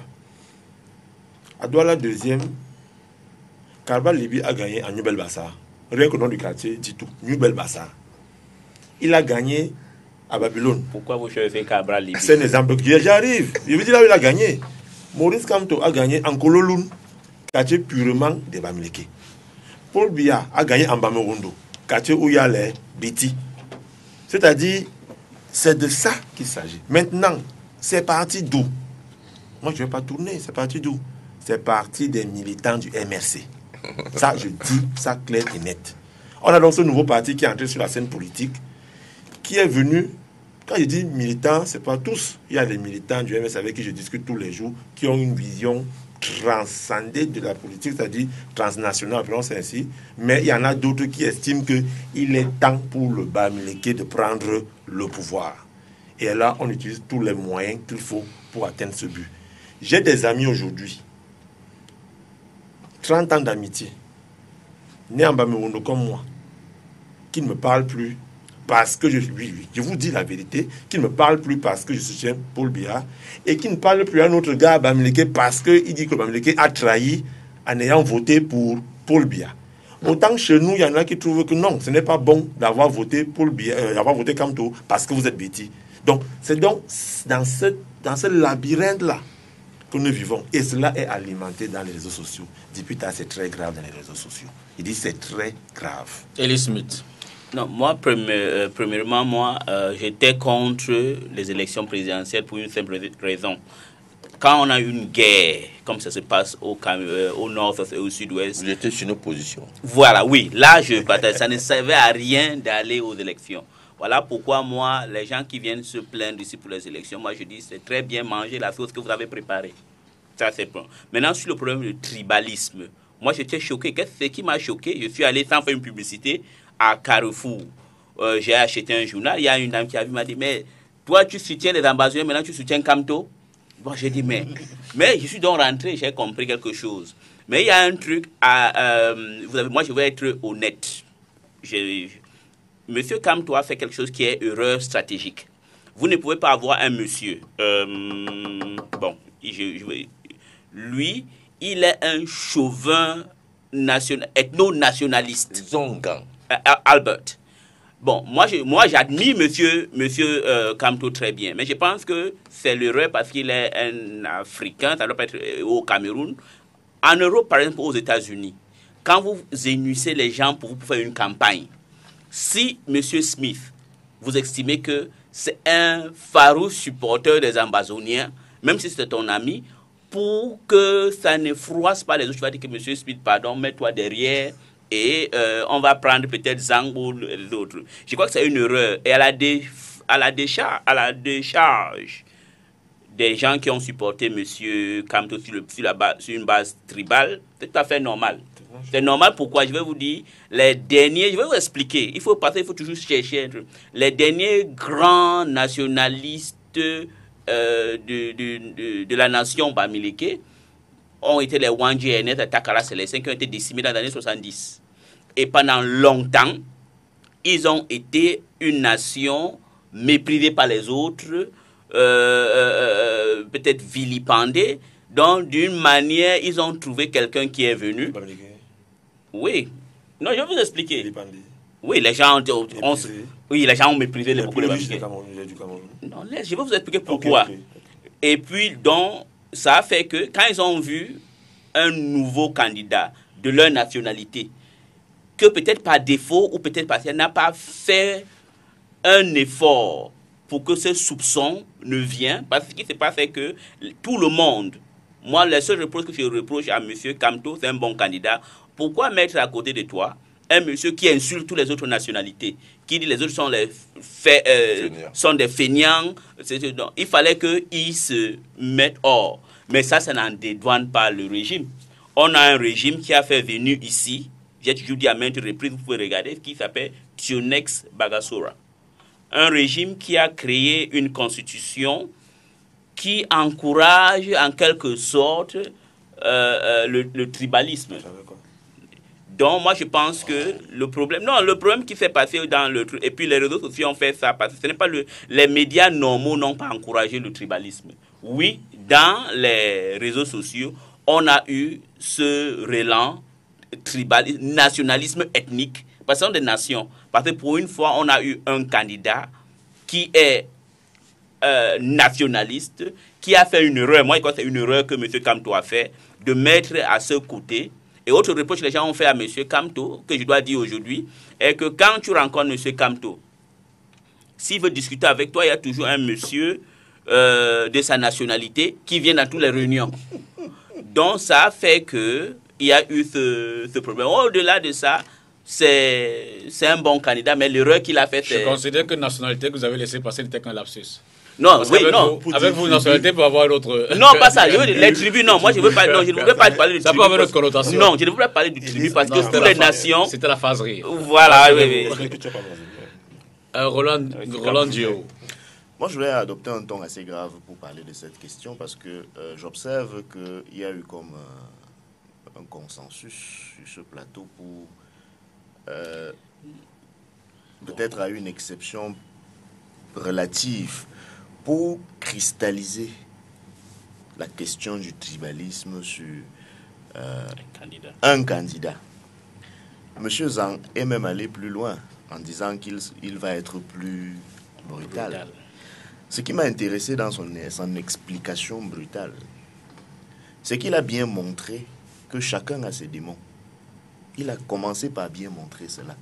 Il a bien commencé par montrer que les Betty de New Bell ont voté un candidat Betty.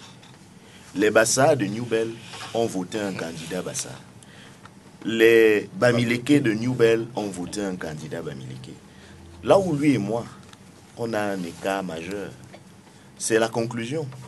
Parce qu'il finit de dire ça et il vous dit que celui qui a créé tout ça, celui qui est l'origine du fait que le Betty vote Betty, c'est Kamto. C'est quand même extraordinaire. Parce que je ne sais pas si Kamto était candidat en 1992.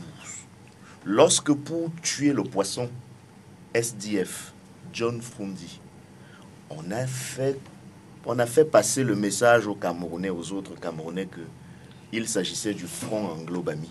Je ne sais pas si Maurice Kamto était candidat cette année-là. Mais on l'a quand même dit dans ce pays. Pour montrer à ceux qui n'étaient pas anglo-bami, entre guillemets, qu'ils n'ont aucun intérêt à voter pour ni John Fundi en 92. Ça fait quand même 26 ans. Le professeur Maurice Kamto n'y était pas. Ça, c'est d'un. Il soutenait l'Union pour le changement. Oui, c'est vrai. Mais il n'était pas candidat. C'est bien ce que j'ai dit. Il en était l'un des porte-parole. En effet, il n'était pas le porte-parole. Non, il en était l'un des porte-parole. Monsieur Anissé Ekan est un témoin de l'histoire. Il peut nous corriger tous les deux sur la question. Si vous me permettez,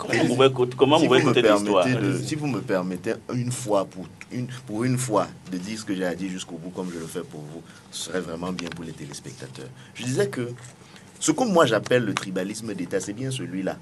C'est que on a eu en 1997 M. Zongang, candidat à l'élection présidentielle. Personne n'a su qu'il était candidat. Excusez-moi, mais l'envergure du candidat Albin Zongang en 1997 n'était pas l'envergure du candidat Maurice Kamto en 2018.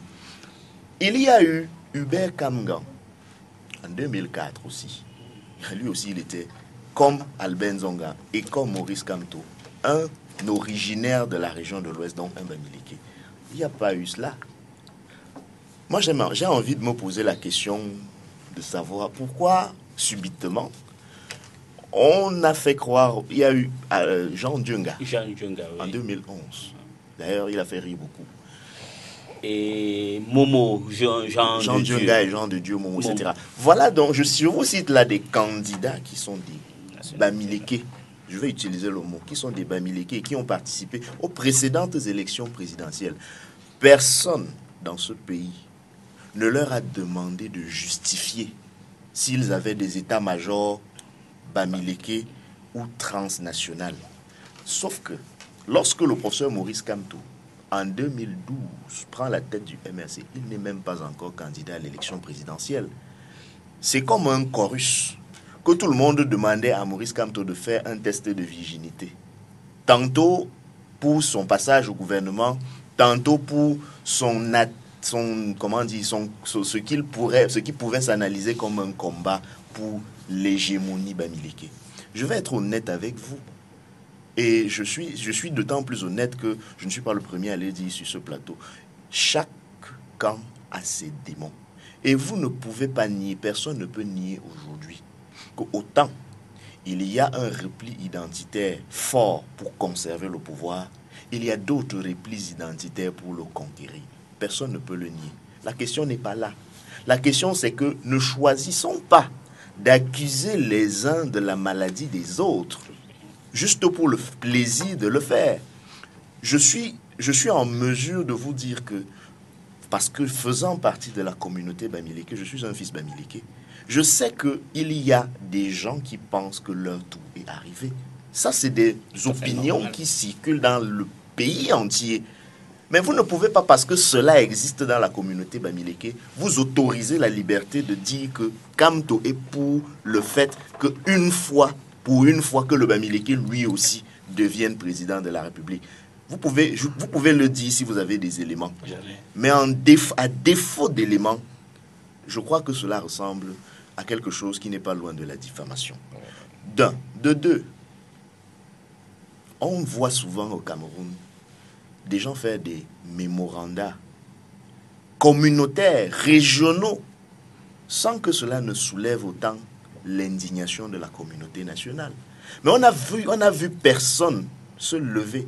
Parce qu'on a entendu dans la scène publique camerounaise des gens dire jamais un tel président de la République, jamais un ressortissant de tel président de la République. Je suis heureux que M. Dipita n'ait pas fait partie de ces journalistes et ces médias-là qui aient relayé ce genre de propos. Mais vous serez honnête avec moi que ça se dit au Cameroun.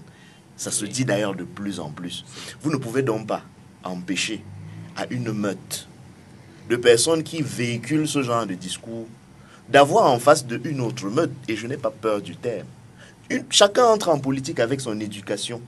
Ceux qui véhiculent les messages de meute sont partout et tous sont sur les réseaux sociaux. Je ne veux pas citer les noms, mais il y a des gens qui sur les réseaux sociaux ont tenu des propos difficiles à écouter quand on est un fils Bamileke comme moi.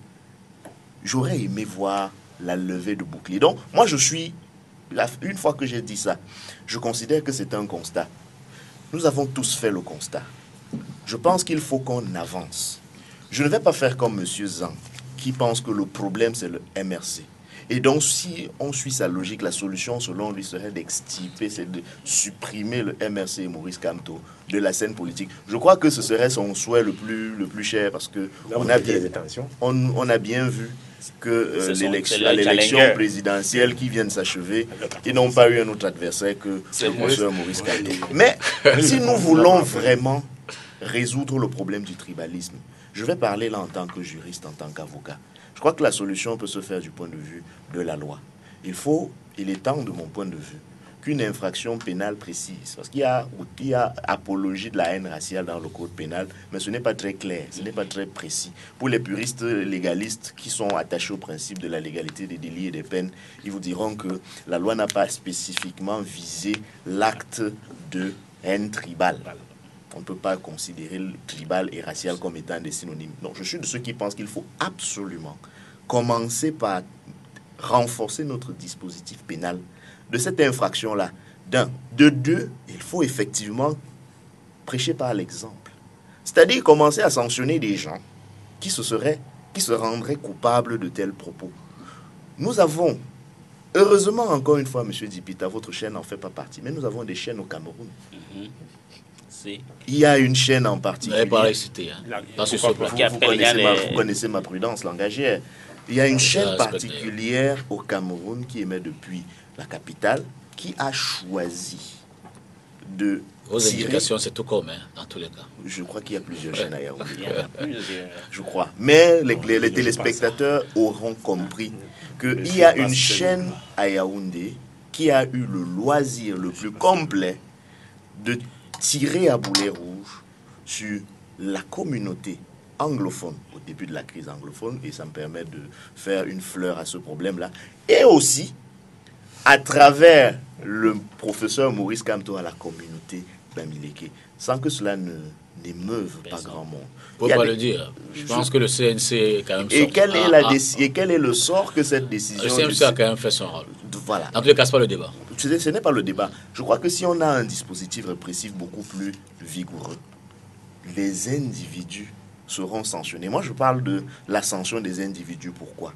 Parce que lorsque un Bamileke tient des propos outrageants à l'endroit d'un non-Bamileke, par exemple, et que personne ne le sanctionne, on finit par accuser toute sa communauté de ce qu'il a dit. Si bien que si demain, un non-Bamileke dit quelque chose d'outrageant contre un Bamileke et qu'un autre Bamileke a le malheur de lui rappeler que son propos était outrageant, on l'accuse de complicité avec le précédent propos outrageant. Alors que si on avait assaini l'environnement, à tel point que chacun sait exactement ce qu'on doit dire et ce qu'on ne doit pas dire, et que chacun sait quelle est la sanction qui est encourue lorsqu'on le fait, ce ne serait plus un problème de communauté chaque fois qu'on dénonce les faits de tribalisme. Et je suis aussi de ceux qui pensent que pour finir avec ce problème-là, il est de plus en plus urgent. C'était à l'ordre du jour dans les années 90. Vous étiez de ce combat, M. Ekane Anissé. Il est urgent aujourd'hui qu'on ait une conférence nationale. Il est urgent aujourd'hui que nous nous asseyions en tant que Camerounais et qu'on discute de notre vivre ensemble, qu'on discute d'un certain nombre de questions qui conditionnent notre vivre ensemble. Parce que je suis sensible, pas seulement sensible, mais je me sens concerné par exemple, la question...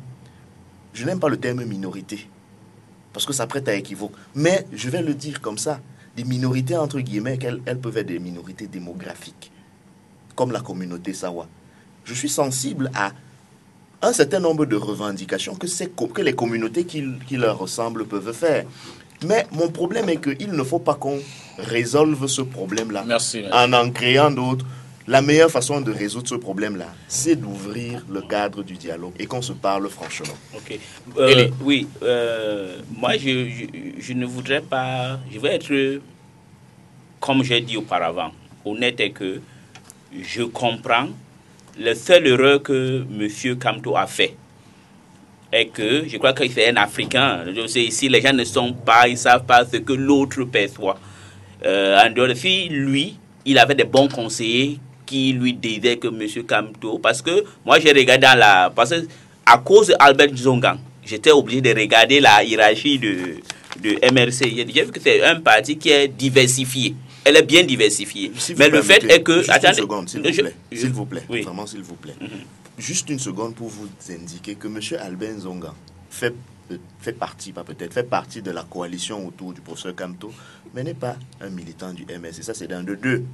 Il a son parti. Il a choisi de soutenir la candidature du professeur Kamto à la présidente, à l'élection qui est passée. Donc, vous ne pouvez pas, en même temps aussi, reprocher à un candidat à une élection présidentielle qui reçoit un soutien. Non, il peut.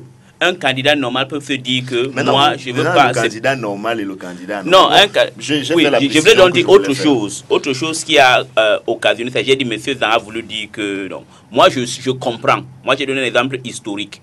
Si vous avez une nationalité ou une communauté qui n'a plus eu des leaders d'envergure pendant presque 40 ans, et de tout un coup, ils ont eu une succession de gens qui ne valaient rien normal. Sur le plan échiquier national, ils ont eu un monsieur de cette envergure. C'est tout à fait normal.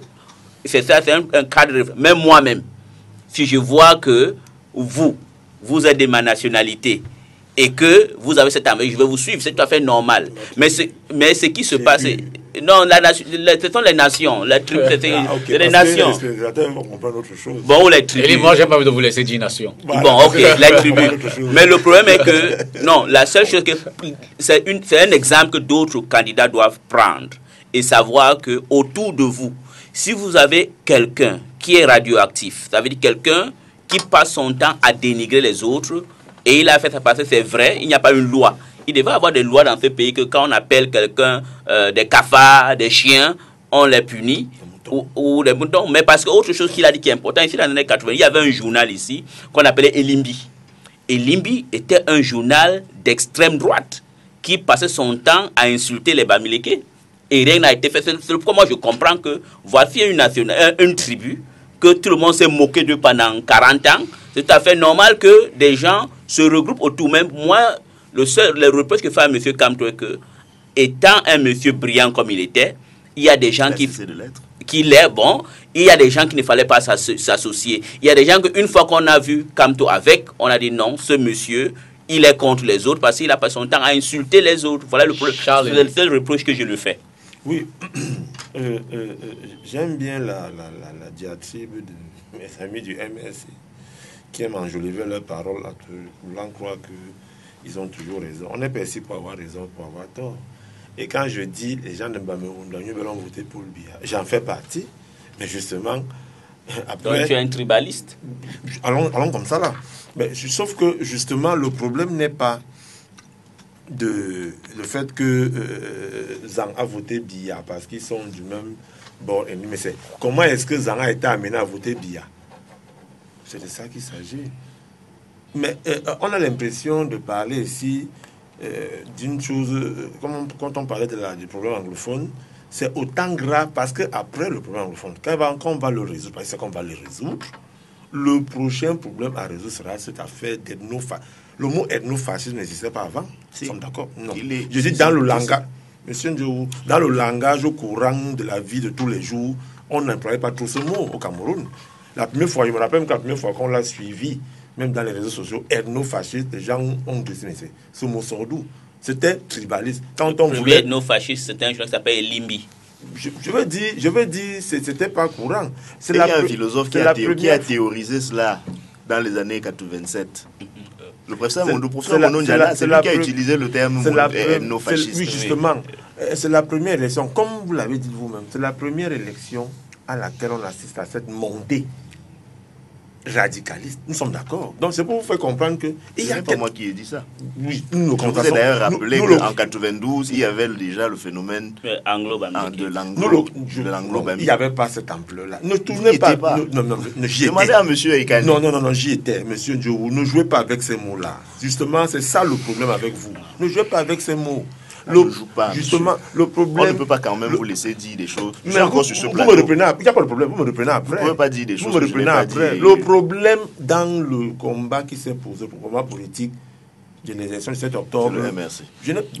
Laissez-moi m'exprimer. Le débat. Laissez-moi Oui, m'exprimer. mais si chacun parle à son tour, C'est vous qui me le rappelez souvent. on s'entend mieux.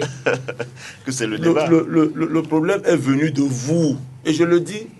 Oui, je le dis. On avait Donc vu la maintenant, vous avez dit. Vous l'avez déjà dit, d'ailleurs. En tant que juriste, il faut accentuer les... Non, il faut éduquer. Monsieur, il faut éduquer. Éduquons nos militants. Autant dans le RDPC, autant dans le SDF, autant dans le MSC, autant dans le matin. Éduquons nos militants. Les nôtres, ce ne sont pas là-dedans. Non, c'est un exemple de parti politique. Ah bon? C'est un parti politique. Non, un parti politique politique. Éduquons nos militants. Éduquons nos Il y a militants. encore militants. Le problème, Manidem. ne sais pas ce que je dis. Éduquons Qu'il nos le militants. soit. Apprenons à nos militants à accepter autrui comme un plus. Et non à prendre autrui parce qu'il est contre nous comme un danger. Éduquons les militants. Anissé Kane. Mais moi, j'ai été très surpris par la sortie de Maître.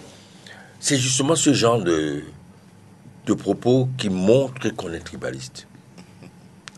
Je suis désolé de vous le dire. On ne peut pas dire qu'on comprend que. On ne peut pas comprendre dans notre pays une position tribaliste. Il ne faut pas la comprendre. Vous avez compris beaucoup de choses par le passé, hein, sur ce plateau. Sur ce plateau. Par exemple, là, vous vous offusquez. Par de ce exemple, que on puisse comprendre.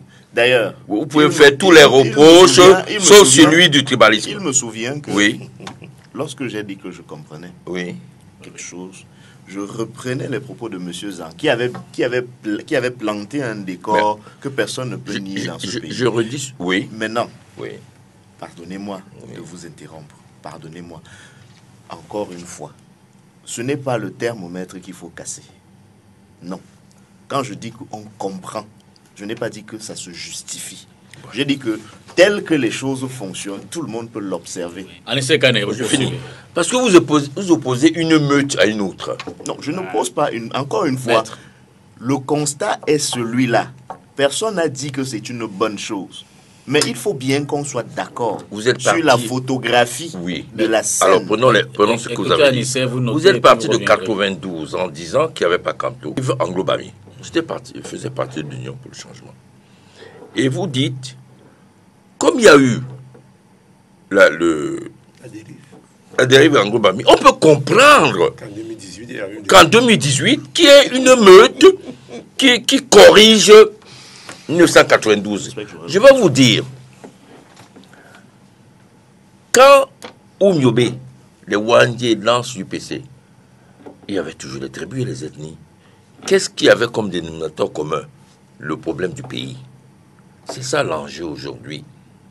Ce qui pose problème, c'est que la plupart de ceux qui se disent leaders politiques n'ont plus le problème du pays comme élément majeur, fondamental. Quand on l'a, on ne peut pas comprendre une meute. Accepter qu'il y ait des gens qui ne soient pas fréquentables, mais qu'on les laisse quand même là. Dire que lorsque on reçoit des diatribes d'une meute tribaliste, on est quand même gêné. On peut comprendre qu'il y ait une réaction. On ne guérit pas le mal par le mal. C'est la première chose. Je vais vous dire, moi je n'ai aucune fierté d'être Sawa. C'est un accident. Hein. C'est un accident. J'aurais pu me retrouver dans n'importe quel pays. Mais je peux être fier de ce que Wandjé Ernest a fait. Parce que je suis dans sa lignée spirituelle sur le plan politique. Alors ce problème de poser le problème en termes de... Je suis fier d'être Bamileke, Sawa, Bassa, pose le problème du tribalisme.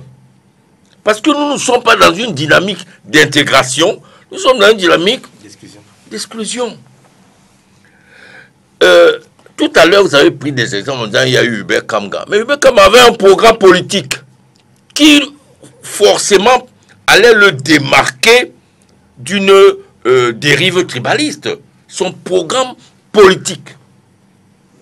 Par contre, ce qu'on a vu en 2018, c'est justement, et c'est ça que nous avons fustigé pendant toute la campagne, c'est l'absence de programme et d'idées dans la campagne.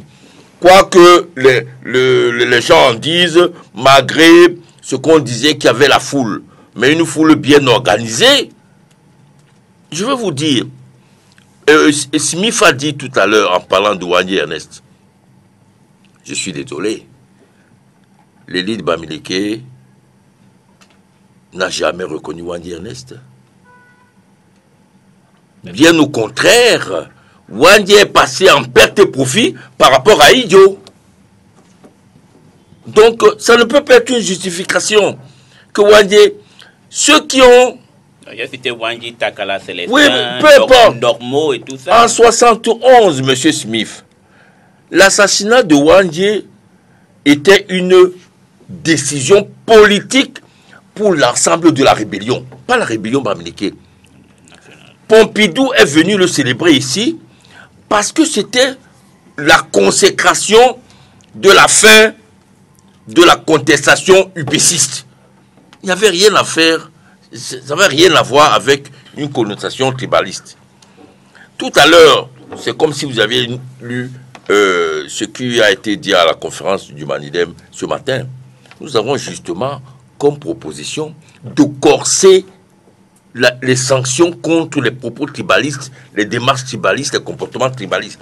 Parce qu'au-delà de l'éducation dont parlait Zan, il y a le fait qu'il faut punir des gens qui développent de façon tout à fait ouverte, sans aucune gêne, avec le consentement des médias, peut-être pas STV, il n'y a pas que ce média Yaoundé, il y en a d'autres qui sont peut-être plus astucieux. Ce débat sur il faut comprendre aussi que les autres, il faut comprendre aussi que les autres, il ne faut pas comprendre aussi que les autres. Question de sortie. Je sors. Non, vous reviendrez pour la question de sortie. On va faire le tour de table, je vais terminer par vous. Oui. Alors, c'est d'abord un constat, je crois qu'on l'a plus ou moins tous fait, c'est la démission ou l'absence de condamnation justement des hommes politiques. Moi, je crois j'ai pas terminé. Face à ces phénomènes, on voit des forats sur Facebook qui sont porteurs de ces germes. On voit dans les discussions WhatsApp des amis de date qui se parlent plus. On voit entre voisins des gens qui réussissent désormais à faire la distinction entre le mets que vous mangez chez vous et le... On voit d'ailleurs les vidéos, il y a Serge, par exemple, Serge Anango, dont en France, qui s'est allé en vrille, hein, s'en est pris pratiquement à un moment du chef de l'État. Des réactions sont attendues, mais on n'en trouve pas beaucoup. Alors, vous allez en dire un mot, mais faisant aussi des propositions de sortie. Moi, je crois que pour les propositions de sortie, on s'accorde à dire qu'il s'agit essentiellement de deux propositions de sortie. Je vais réitérer celle de renforcer le dispositif juridique et répressif en la matière. Je suis également d'accord avec M. Zan sur la question de la formation, de l'éducation. Je suis également d'accord avec lui sur cette question-là. Mais je ne peux pas quand même laisser que mon propos soit déformé. Quand j'ai évoqué le fameux Anglo-Bami de 92, je n'ai pas dit qu'il justifiait la meute de 2018. J'ai voulu dire, et peut-être que ça n'a pas été compris, que chaque fois, et c'est là où moi je mets le doigt, sur ce que j'appelle l'instrumentalisation du régime, du phénomène tribal. C'est un fait aussi qu'on ne peut pas nier. Quand on sent qu'une menace peut venir de l'opinion, du public, des électeurs, on commence par fragiliser les leaders qui portent ces aspirations-là, en faisant croire au peuple que ceux-ci seraient des comploteurs ethno-fascistes. Parce que si M. Ekane a parlé de l'absence de programme, peut-être que c'est valable pour les autres candidats, mais moi j'en ai lu. Je ne parlais pas du programme du MRC. Parce que terminé, on n'a plus beaucoup de temps. J'ai lu des programmes. Et en ce qui concerne le candidat Kamto, il n'a pas fait un programme en 2018. Il a commencé, son parti est né sur un projet de société. Donc, là, on a bien vu qu'il y a une stratégie qui a consisté à vouloir réduire... Prononcer également sur les condamnations éventuellement. Sur réduire cela à la sphère tribale. Pour Merci, les condamnations, je crois que les hommes politiques ont condamné maintenant, par le passé, etc. etc. Pour prêcher pour ma chapelle. Pour prêcher pour ma chapelle. Le candidat, à l'époque, Maurice Kamto, a, lors d'une rencontre à Douala, indiqué ce qui était pour lui le bon militant.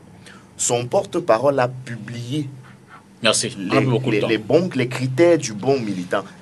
Merci, mais moins de 3 minutes. Charles Elie. Merci.